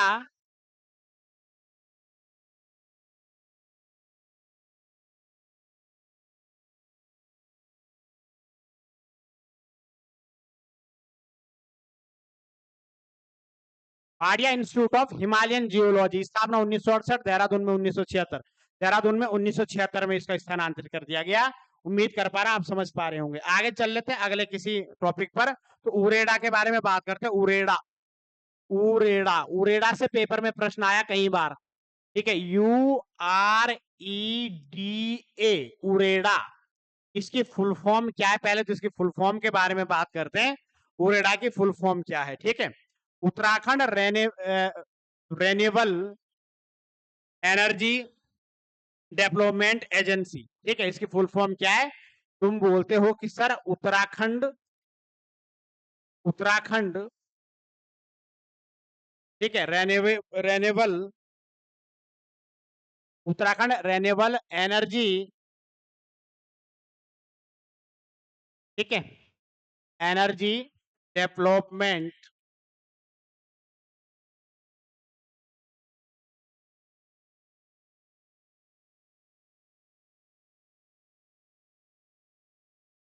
डेवलपमेंट, ठीक है, एजेंसी, ठीक है बच्चा, ये इसकी फुल फॉर्म हो जाएगी उरेडा। उरेडा की फुल फॉर्म होगी Uttarakhand renewable energy development agency. याद कर लेना, महत्वपूर्ण हो जाएगी। इसकी फुल फॉर्म भी कभी पेपर में पूछ लेता है तो समझने की कोशिश करना, महत्वपूर्ण बन जाता है ये प्रश्न हमारे पेपर के दृष्टिकोण से। कोई दिक्कत किसी को इतने में है तो बताइए भाई मुझे, ठीक है। चलो बात करते हैं इसके बारे में, क्या क्या चीजें हैं इसकी, उससे रिलेटेड सारी बातें कर लेते हैं, ठीक है।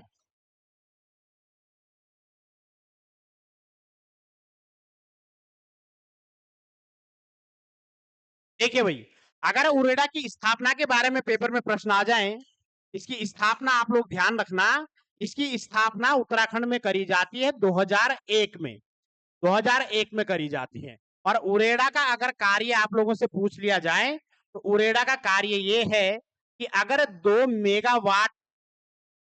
मेगावाट बिजली उत्पादन की जो क्षमता होगी, 2 मेगावाट बिजली उत्पादन क्षमता वाली परियोजनाओं को उरेडा के अंतर्गत संपादित किया जाएगा, इसके अंतर्गत उसको डाला जाएगा। साथ ही साथ घराट होते हैं ना, घराट, घराटों का भी नवीनीकरण करवाया जाएगा, ठीक है। इस तरीके से जो है एक आपके डेवलपमेंट एजेंसी के तौर पर एक बार फिर याद कर लेना, उत्तराखंड रेन्यूएबल आप है ना, उत्तराखंड रेन्यूएबल डेवलपमेंट एजेंसी के नाम से इसको, एनर्जी एंड डेवलपमेंट एजेंसी के नाम से इसको जाना जाता है। 2 मेगावाट तक की क्षमता वाली परियोजना इसमें क्या कर दी जाएगी, डाल दी जाएगी, एक है ना। आगे चलते हैं, अगले एक दो संस्थानों के बारे में बात कर लेते हैं, कौन कौन से संस्थान देहरादून में और हो सकते हैं उनके बारे में बात कर लेते हैं फटाफट। ठीक है, बात करते हैं हिमालयन इंस्टीट्यूट के बारे में। Himalayan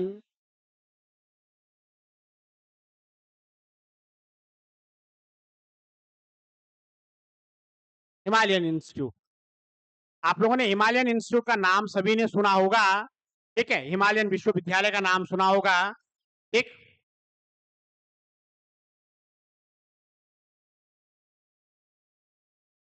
Himalayan institute of medical science, of medical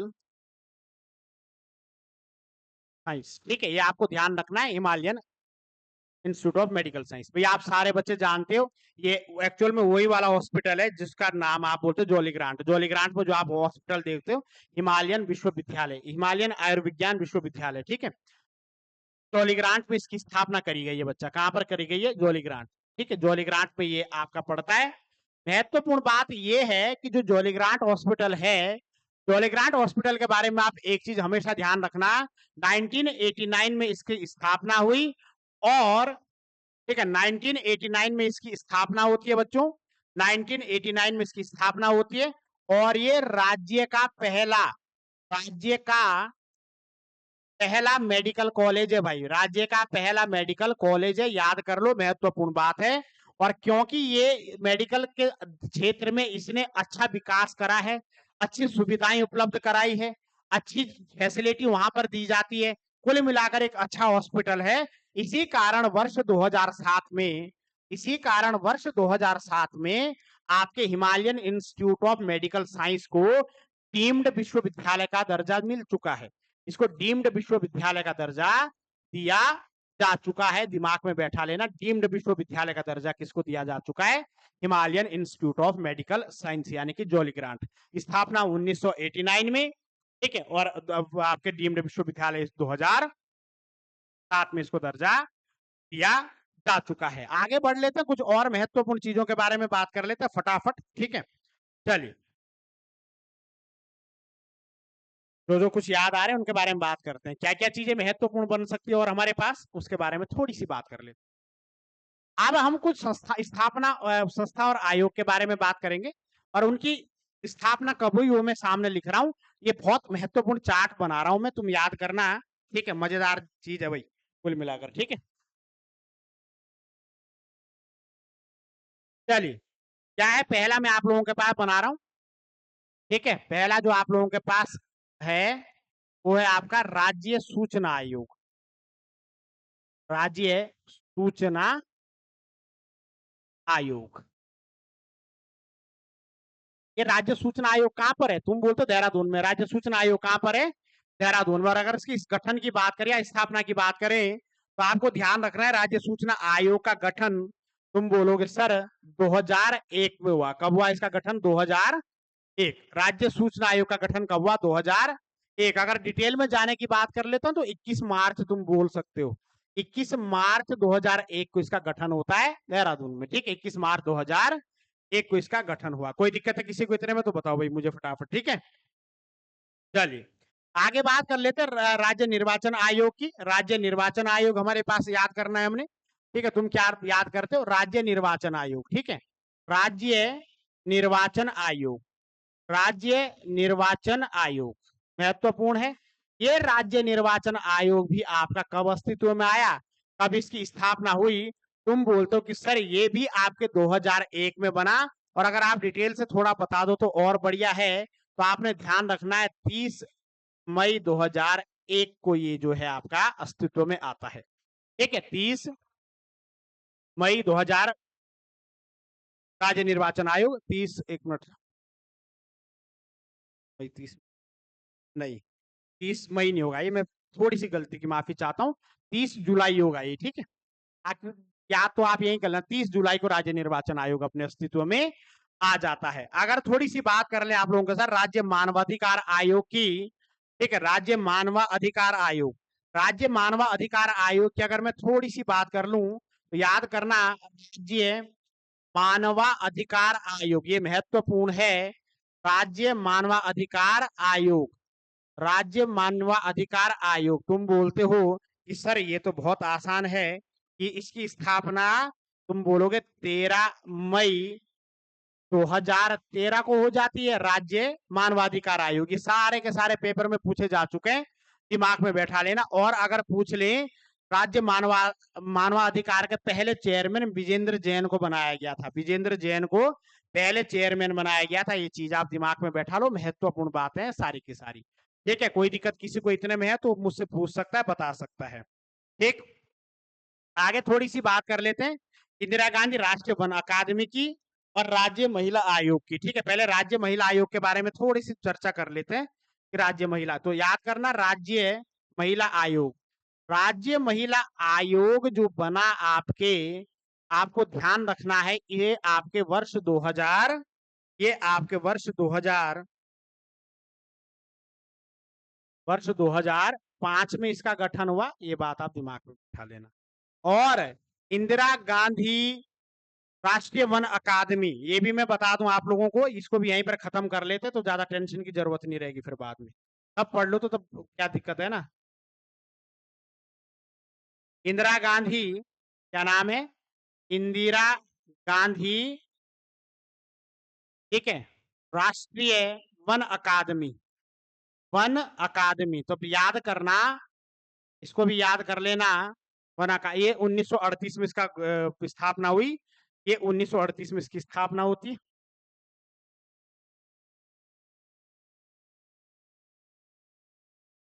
वर्ष 1938 में इसकी स्थापना हुई। ये एफआरआई के अंदर ही है, ये जो आपकी इंदिरा गांधी वन अकादमी है ना, ये ठीक है, इंदिरा गांधी वन अकादमी की स्थापना कब हुई आपके, ठीक है। पहले मतलब कुल मिलाकर इसका नाम पहले राष्ट्रीय वन अकादमी था, मैं ये समझाना चाह रहा हूँ। राष्ट्रीय वन अकादमी तो बाद में 1900 है ना 38 में इसकी स्थापना हो चुकी थी, लेकिन बाद में इंदिरा गांधी शब्द बाद में जोड़ा गया। इसमें इंदिरा गांधी का एक बार वहां दौरा हुआ था, तब इसका नाम इंदिरा गांधी राष्ट्रीय वन अकादमी पड़ा। ठीक है, पहले ये केवल राष्ट्रीय वन अकादमी हुआ करती थी।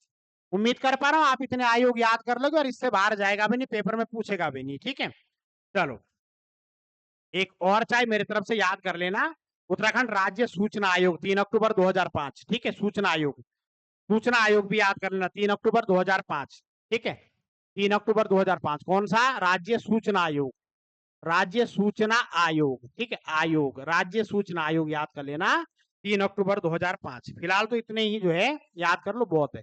3 अक्टूबर 2005 को आपके राज्य सूचना आयोग का गठन हो जाता है। इसके एक बार स्क्रीनशॉट ले लो तो बढ़िया है, फटाफट ले लेना। इस सारे के सारे संस्थान और आयोग मैंने देहरादून के बता दिए। ठीक है,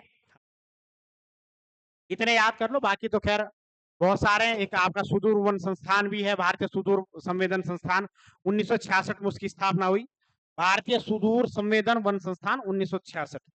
इसको इतना याद कर लो, बहुत है, इतना पढ़ लोगे तो तुम्हारा काम चल जाएगा, इतना ठीक है। स्क्रीनशॉट आप लोगों ने ले ली होगी, आगे बात कर लेते हैं। आप कुछ देहरादून के आसपास के छोटे छोटे पर्यटक स्थल देख लेते हैं जल्द से जल्द, छोटे छोटे पर्यटक स्थल देहरादून के आसपास के, उसको भी खत्म कर लेते हैं। जैसे कि देहरादून के बीच शहर में जो देहरादून की पहचान है, उसका नाम तुमको याद रखना है। देहरादून, कभी भी तुम देहरादून आओ और तुम देहरादून में खो जाओ, कुछ नहीं करना, एक ही काम करना है। क्या करना है, ऑटो वालों को बोलना घंटाघर जाना, बस क्या बोलना, घंटाघर, क्लॉक टावर के पास जाना। बोल क्लॉक टावर देहरादून के मध्य में, क्लॉक टावर से देहरादून के हर जगह के लिए एरिया रास्ता जाता है, हर जगह के लिए गाड़ी मिल जाती है। ठीक है, तो आप लोगों को ये चीजें ध्यान रख लेनी है ना। तो उसी क्लॉक टावर के बारे में थोड़ा सा पढ़ लेते हैं तो हमारा काम चल जाएगा क्लॉक टावर के बारे में पढ़ने के बाद। ठीक है, चलो तो क्लॉक टावर घंटाघर है, उसके बारे में बात करते हैं। ठीक है,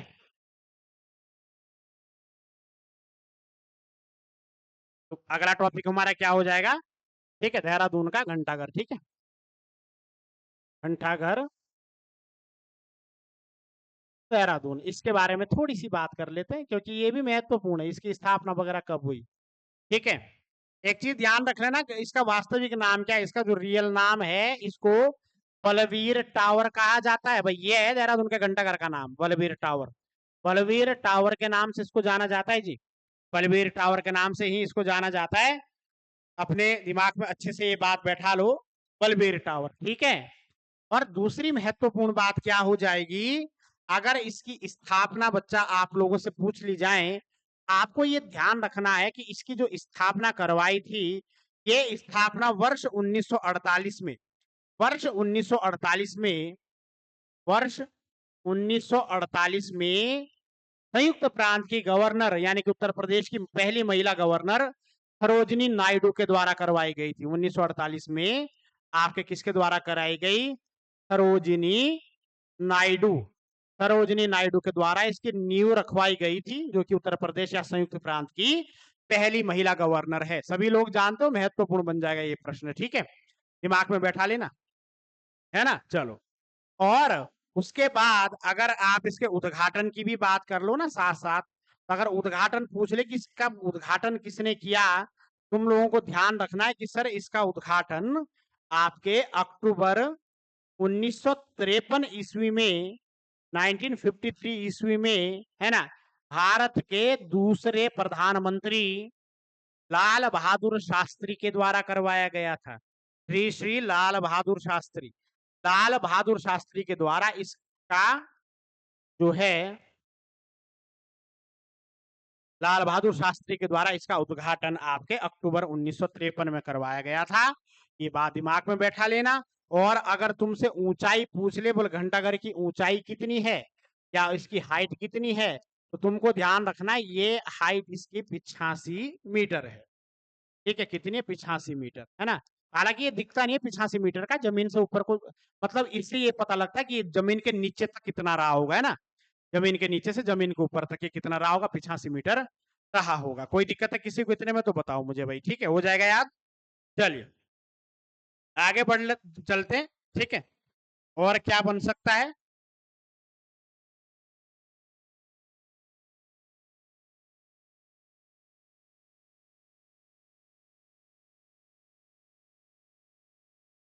अच्छा, घंटाघर के बारे में एक और फैक्ट ध्यान रखना, इसके ना ये 6 कोनों वाला है, 6 कोनों का ये घंटाघर, इसमें 6 कोने, तो ये षटभुजाकार है बच्चा। कैसे आकृति इसकी, षटभुजाकार, 6 कोनों वाला है बच्चा, ये षटभुजाकार आकृति वाला है। दिमाग में बैठा लेना, महत्वपूर्ण बात हो जाएगी, ठीक है। चलिए क्लियर हो जाएगा जी, है ना। आगे अब बात करते हैं देहरादून के आसपास छोटे छोटे पर्यटक स्थल, फिर जो है लास्ट टॉपिक पर चलते हैं, इसके राजनीतिक दृष्टिकोण को देखने की कोशिश करते हैं कि राजनीतिक दृष्टिकोण कैसा है यहाँ का। तो उसके बाद जो है इस टॉपिक को हम ब्रेक डाउन कर देंगे। अब हमने सब कुछ पढ़ लिया है, ठीक है, चलो देख लेते हैं फटाफट।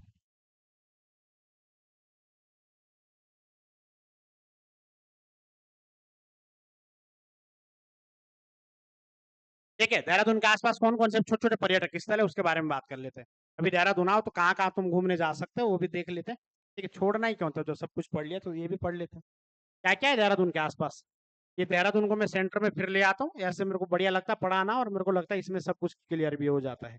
अगर देहरादून के आसपास क्या पर्यटक स्थलों के बारे में थोड़ी सी बात कर लोगे ना जी, ठीक है, देहरादून के आसपास पर्यटक स्थल, तो तुमको ध्यान रखना है, अगर तुम देहरादून से मसूरी की तरफ जाते हो, मसूरी मार्ग पर, तो तुमको मालसी डियर पार्क दिखाई देता है, Malsi deer park, Malsi deer park प्रश्न आता है, मालसी डियर पार्क कहाँ पर स्थित है, तुमको ध्यान रखना मालसी डियर पार्क देहरादून में स्थित है, और ये आपके दून और मसूरी, ठीक है, दून और मसूरी मोटर मार्ग पर स्थित है। तुम इसी देहरादून में एक पर्यटक स्थल देखते हो जिसका नाम है गुच्चू पानी, गुच्चू पानी का नाम आप लोगों ने जरूर सुना होगा, गुच्चू पानी।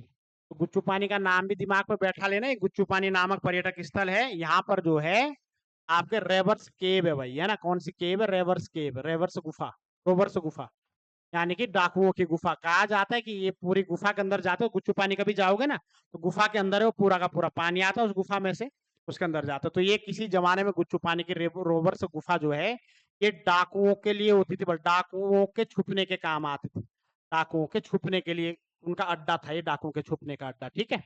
ये बात आप दिमाग में बैठा लेना। ये गुच्चू पानी नामक पर्यटक स्थल भी देहरादून जनपद में पड़ता है। तुम और जाते हो तो तब इसी सहसारा रोड पे तब तुम आगे जाते हो, सहस्त्रधारा रोड से जाते हो तुमको दिखाई देता है सहस्त्रधारा जलप्रपात, सहस्त्रधारा, सहस्त्रधारा जलप्रपात, सहस्त्रधारा जलप्रपात। पूछेगा कौन से नदी पर है, तुम बोलोगे नदी कौन सी है, तुम बोलोगे सर ये नदी है उसका नाम है बाल्दी नदी। कौन सी नदी? बाल्दी नदी। बाल्दी नदी पर है और छोटे छोटे यहाँ पर प्यारे प्यारे से झरने, और यहाँ के पानी में ना गंधक पाया जाता है भाई, गंधक, गंधक की मात्रा पाई जाती है यहाँ के पानी में, इस सहस्त्रधारा जलप्रपात के पानी में, जो कि एलर्जी के लिए, शरीर की एलर्जी के लिए अच्छा होता है। ठीक है, ये भी ध्यान रखना। बाकी आप लोगों को एक दो पर्यटक स्थल और देखना है तो तुम लिख सकते हो संतला देवी, संतला देवी पर्यटक स्थल भी है, वहां पर भी तुम घूमने जा सकते हो, है ना। बाकी तुम और देखना चाहते हो तो लच्छीवाला नाम पर्यटक स्थल भी कहाँ हो जाएगा, ये भी देहरादून शहर के आसपास हो जाएगा। ठीक है, इतने याद कर लो, महत्वपूर्ण है। लच्छीवाला नामक पर्यटक स्थल भी कहाँ हो जाएगा, देहरादून शहर के आसपास। कोई दिक्कत है किसी को तो बताओ, इतने में हो जाएगा याद। ठीक है ना। चलो है ना। बाकी और आप देखना चाहते हो तो आप लोग जो है फन वैली नाम का एक पर्यटक स्थल है, वहां भी जा सकते हो, फन वैली। हैप्पी वैली पूछेगा तो मसूरी में, फन वैली पूछेगा तो देहरादून में, भागीरथी रिजॉर्ट, बहुत सारी जगह है। ठीक है, कभी आना देहरादून, मैं ही चलूंगा घूमने तुम्हारे साथ, साथ घूम लेंगे तब। ठीक है, ये छोड़, ये सब कुछ खत्म हो गया, अब बात करते हैं देहरादून के बारे में। अब महत्वपूर्ण चीज,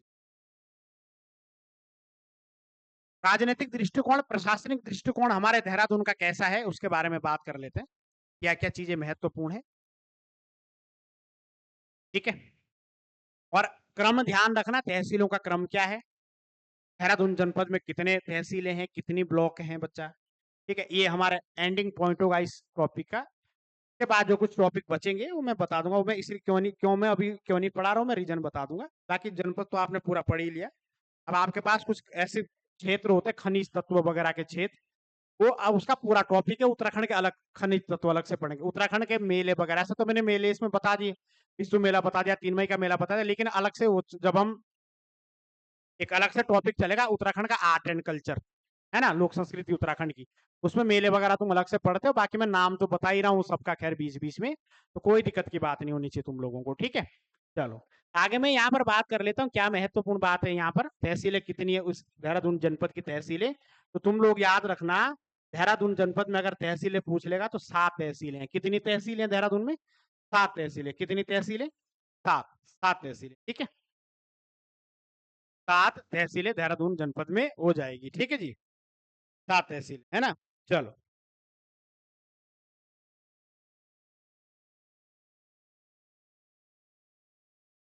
कौन आ रहा था?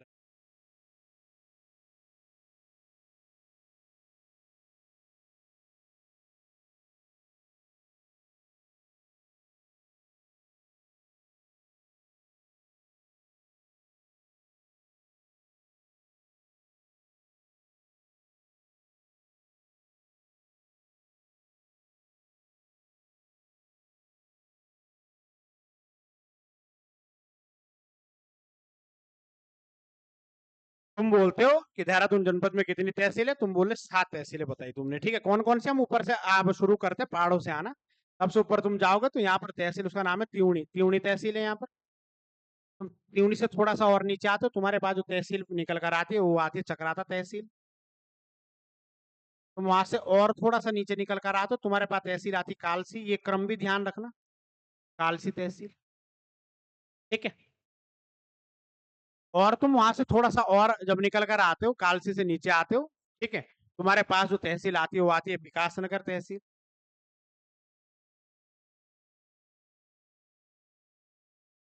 तुम्हारे पास और तुम आते हो तो देहरादून हो जाएगा। फिर तुम्हारे पास और महत्वपूर्ण बात क्या है, देहरादून होने के बाद तुम देखते हो आपकी कौन सी तहसील है इसके बाद, डोईवाला तहसील है। और तुम नीचे और आते हो तो तुमको पता लगता है कि आपकी है ऋषिकेश।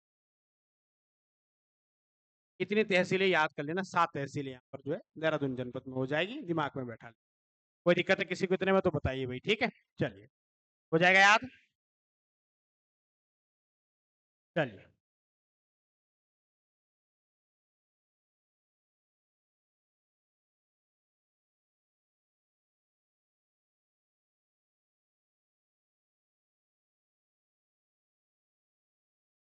ठीक है। ब्लॉक के बारे में बात करते हैं, ब्लॉक कितने, तो ब्लॉक हो जाएंगे 6। कितने ब्लॉक हो जाएंगे? 6 ब्लॉक, ठीक है। इसके बारे में बात करते हैं, 6 ब्लॉक। 6 ब्लॉक हो जाएंगे हमारे देहरादून जनपद में, 6 ब्लॉक हो जाएंगे। और उन 6 ब्लॉकों के नाम याद कर लेना। सबसे पहले मैं चक्राता से शुरू करूंगा। चक्राता ब्लॉक है एक, मैंने कहा था चक्राता ब्लॉक भी और तहसील भी है, कालसी ब्लॉक भी है और तहसील भी, ठीक है। विकासनगर ब्लॉक भी है और तहसील भी है, ठीक है। और तो उसके बाद सहसपुर, सहसपुर ब्लॉक भी है और तहसील भी। कितनी हो गई? 4 हो गई। उसके बाद तुम्हारे पास आते कौन सी, डोईवाला, डोईवाला तहसील भी है और ब्लॉक भी है, डोईवाला, ठीक है। सहसपुर डोईवाला हो जाएगा। हो गए पूरे? चलो, इतने दिमाग में बैठा लेना, महत्वपूर्ण हो जाएगी, ठीक है। एक टकराता, कालसी, विकासनगर, अच्छा एक और बचा हुआ है, माफी चाहूंगा, एक इसमें रायपुर ऐड कर देना, रायपुर। ये आपके जो है ब्लॉक हो जाएंगे, याद कर लेना, महत्वपूर्ण बात, ठीक है। इतनी चीजें दिमाग में बैठा लो आप, है ना। 6 ब्लॉक, 7 तहसीलें हमारे देहरादून जनपद में आपको देखने को मिल जाती है। और अगर मैं विधानसभा सीटों की बात कर लूं, राजनीतिक दृष्टिकोण यहाँ का देख लें, विधानसभा सीटें ठीक ठाक है यहाँ पर। तुम बोलते हो कि सर विधानसभा सीटें कितनी, तुम बोलते हो सर 10 सीटें। विधानसभा की कितनी सीटें? विधानसभा की सीट, विधानसभा सीट याद रखना, विधानसभा सीटें कितनी है देहरादून जनपद में? हमारे सीधा उत्तर होगा 10। 10 विधानसभा की सीटें देहरादून जनपद में आपको देखने को मिल जाती है, 10, ठीक है। इसके बारे में बात कर लेते हैं, कौन कौन सी है देखते हैं, ठीक।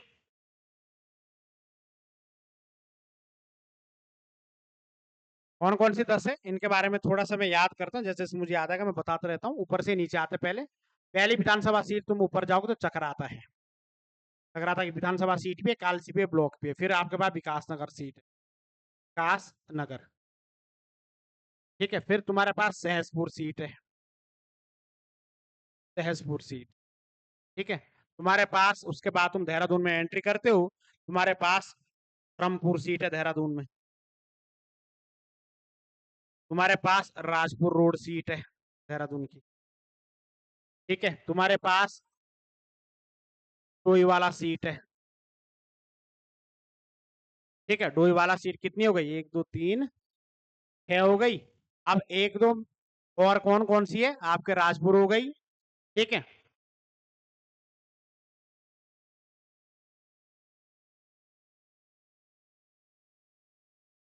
और कौन सी हो जाएगी?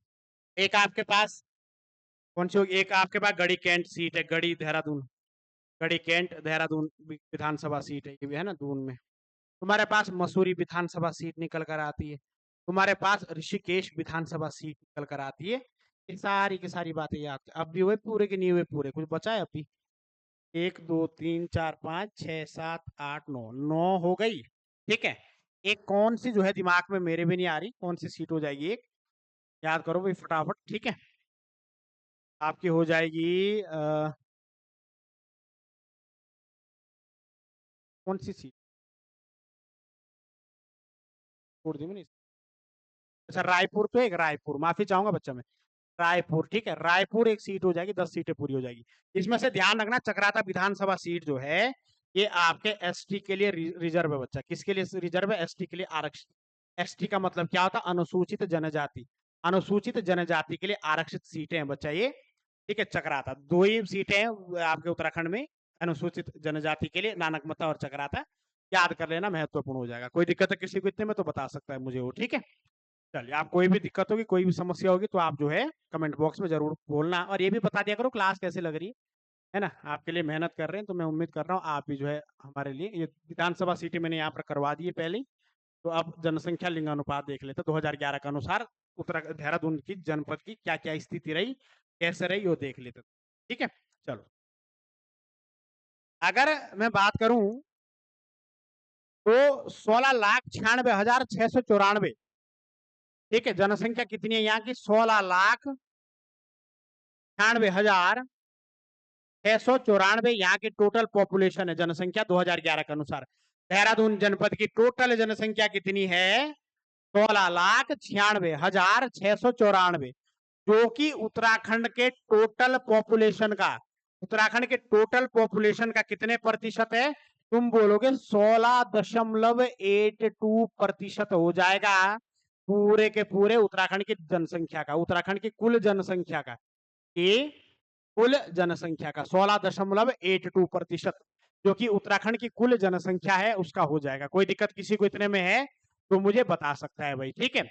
आगे अगर मैं थोड़ी सी बात कर लूं क्या क्या चीजें लिंगानुपात से पूछी जाती है, अगर मैं बात यहाँ पर कर लूं तो देहरादून जनपद की अगर मैं दशकीय वृद्धि की बात कर लूं, ठीक है, तो दशकीय वृद्धि ध्यान रखना, देहरादून जनपद की दशकीय वृद्धि कितनी है, लिंगानुपात कितना है, उन सबके बारे में बात करना होती है। अगर आपसे पूछ ली जाए दशकीय वृद्धि, देहरादून की दशकीय वृद्धि कितनी आप लोगों को दिखाई देती है, तो तुम बच्चों याद कर लेना कि सर देहरादून की 2011 की जनगणना के अनुसार जो दशकीय वृद्धि रही वो आपके 32.33% आप लोगों को देखने को मिल जाती है। जबकि अगर मैं बात करूं देहरादून जनपद के जन घनत्व की अगर बात कर लूं तो जन घनत्व पॉपुलेशन डेंसिटी 549 आपको देखने को मिलती है, ठीक है, जन घनत्व। अगर मैं यहीं के लिंग अनुपात की बात कर लूं, अगर लिंगानुपात की मैं बात कर लूं देहरादून के, तो लिंगानुपात की अगर मैं बात कर लूं तो देहरादून का जो लिंगानुपात आप लोगों को दिखाई देता है वो आपको 902 दिखाई देता है। और इसी कड़ी को अगर आगे जोड़ूं और मैं शिशु लिंगानुपात की बात आप लोगों से कर लूं, शिशु लिंगानुपात कितना देहरादून का है, तो आप लोगों ने ध्यान रखना शिशु लिंगानुपात अगर देहरादून का पूछ लिया जाए तो बच्चा तुमको याद करना है 889 शिशु लिंगानुपात देहरादून का हो जाएगा। कोई दिक्कत किसी को इतने में है तो मुझे बता सकता है, ठीक है। चलिए, क्लियर है कि नहीं है। और अगर आप लोगों से यहाँ की साक्षरता पूछ ली जाए तो साक्षरता के मामले में ये देहरादून 84.25% लोग यहाँ पर साक्षर हैं, जो कि राज्य का सबसे ज्यादा साक्षरता वाला जिला है, राज्य का सर्वाधिक साक्षरता वाला जिला, राज्य का सर्वाधिक साक्षरता वाला जिला, साक्षरता वाला जिला। ये चीजें याद कर लेना, 2011 के जनगणना के अनुसार तुमको याद करनी होती है, ठीक है। चलो, ठीक, जनघनत्व मैंने बता दिया, सारी चीजें बता दी। इसी के साथ आप लोगों को ध्यान रखना है, और साक्षरता में भी अगर पुरुष देख लें, पुरुष साक्षरता अगर पूछ ली जाए तो 89 पॉइंट कुछ के आसपास है।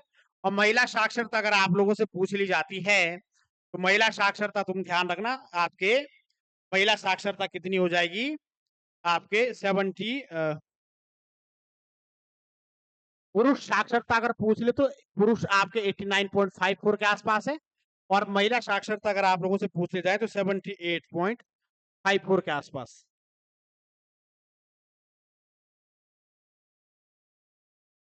चलो इसको पूरा ही लिख लेते हैं। अगर पुरुष साक्षरता देहरादून की पूछ ले तो पुरुष साक्षरता ध्यान रखना, पुरुष साक्षरता देहरादून की लड़कियों के मामले में ज्यादा है, थोड़ा सा करेक्शन करेंगे, 89.40% है। जबकि अगर महिला साक्षरता देहरादून की पूछ ली जाए तो बच्चा तुम लोगों को याद रखना होता, महिला हो जाएगी 78.54%। कोई दिक्कत किसी को इतने में है तो बता सकता है मुझे, है ना। बाकी देहरादून में कोई ताल कुंड वगैरह ज्यादा देखने को नहीं मिलते। देहरादून में जो ताल और कुंड है, मैं लास्ट चीज बता देता हूँ, यहीं पर खत्म कर लू इसे अब, ठीक है। अगर देहरादून में ताल और कुंड पूछ ले तो देहरादून में आपको 2-4 चीजें ध्यान रखनी होती है, ठीक है। अगर ताल पूछ ले तो 3 ताल देहरादून में याद करना जो पेपर में पूछे जाते हैं। एक तो हो जाएगा कांसरो ताल, कौन सा ताल, कांसरो ताल, कांसरो ताल, ये कांसरो ताल आपके कहां पर है, ठीक है, कांसरो ताल, ये भी याद करना, ये आपके कहाँ है, देहरादून में है। दूसरा तुम्हारे पास आता है चंदवाड़ी ताल, जहां से चंद्रभागा नदी आती है, चंदवाड़ी ताल, ये भी कहाँ है, देहरादून जनपद में पड़ता है। तीसरा तुम्हारे पास आता है गौतम कुंड, गौतम कुंड, गौतम कुंड भी कहाँ तुमको दिखाई देता है, तुम बोलते देहरादून में। ये सारे के सारे देहरादून में पड़ते हैं, एक एक चीज को समझ लेना अच्छे से। और अगर दर्रे पूछ ले देहरादून के दर्रे, तो दर्रे तो ज्यादा देहरादून में है नहीं, लेकिन फिर भी ध्यान रखना, तिमली और मोहंड, तिमली और मोहंड नाम के 2 दर्रे, तिमली दर्रा और मोहंड दर्रा भी देहरादून में पड़ता है। इसी तिमली और मोहंड दर्रे से अंग्रेजी सेना ने आक्रमण किया था देहरादून में गोरखाओं के खिलाफ। भाई देखो, अब मैंने देहरादून पूरा आपको कवर कर दिया। देहरादून में मेले वगैरह ना तो उत्तराखंड के आर्ट एंड कल्चर में पढ़ते हैं अलग से, जब उत्तराखंड की पूरी संस्कृति पढ़ेंगे, नृत्य, मेले, त्योहार, वो सब वहां का टॉपिक है, ठीक है। देहरादून में कौन-कौन से आपके पास वो खनिज तत्व पाए जाते हैं, चूना, पत्थर वगैरह, वो भी अलग से जब आप इकोनॉमी पढ़ते हो उसमें पढ़ा जाता है। बाकी मैंने देहरादून पूरा का पूरा ज़ीरो से लेकर हीरो से हीरो तक आपको बता दिया। अब इससे बाहर प्रश्न जा भी नहीं सकता क्योंकि इससे बाहर कुछ है भी नहीं। और आप लोग ना बता दिया करो कि आपको ये क्लास कैसी लगी, आपको अच्छे से सारी चीजें समझ आई कि नहीं आई, कमेंट में बता दिया करो, है ना। जिस तरीके से आपका रिस्पॉन्स रहेगा उस हिसाब से फिर काम करने का जो है आगे का मार्ग स्पष्ट दिखाई देता है। कोई दिक्कत है किसी को? और जो भी बच्चे ग्रुप सी का एक फुल कोर्स बैच लेना चाहते हैं आगामी भविष्य के लिए ऑनलाइन, तो अभी हम स्टार्टिंग में ऑनलाइन बच्चों के लिए फीस बहुत कम कर रहे हैं। पूरा का पूरा डिटेल बैच चलेगा, है ना, जिसमें आपके हमारे संजय सर जीएस में इतिहास शुरू करने वाले हैं। मैं आपके साथ उत्तराखंड शुरू करने वाला, मैथ रीजनिंग चलेगी, हिंदी चलेगी, तो सारी की सारी चीजें चलेगी। पूरा का पूरा आपको जो है पैकेज जो पूरा का पूरा बहुत कम फीस में होगा, ठीक है। उसकी अनाउंसमेंट कितनी फीस है वो शाम को जो है कर दी जाएगी। जो ऑनलाइन क्लास हमारी लाइव रहती है उस पे यूट्यूब पे, वहां पर कर दी जाएगी। तो मैं उम्मीद करता हूं आप लोगों को बहुत अच्छी ये क्लास लगी होगी। देहरादून जनपद 3 वीडियो में आपका समाप्त हुआ। अब अगले जनपद के बारे में चर्चा करेंगे। अगला जनपद कौन सा पढ़ना है अब बता देना, ठीक है। बाकी मैं अपने हिसाब से भी देख लूंगा कौन सा पढ़ना है। तो फिलहाल आप लोग अपना ध्यान रखें, स्वास्थ्य का विशेष ध्यान रखें, क्योंकि स्वस्थ अगर शरीर है तभी जो है आप जो है कोई भी काम कर सकते हो, है ना। तो इसलिए शरीर का ध्यान रखें, स्वास्थ्य का ध्यान रखें, पढ़ाई करते रहे। निरंतरता पढ़ाई में बहुत ज्यादा जरूरी है।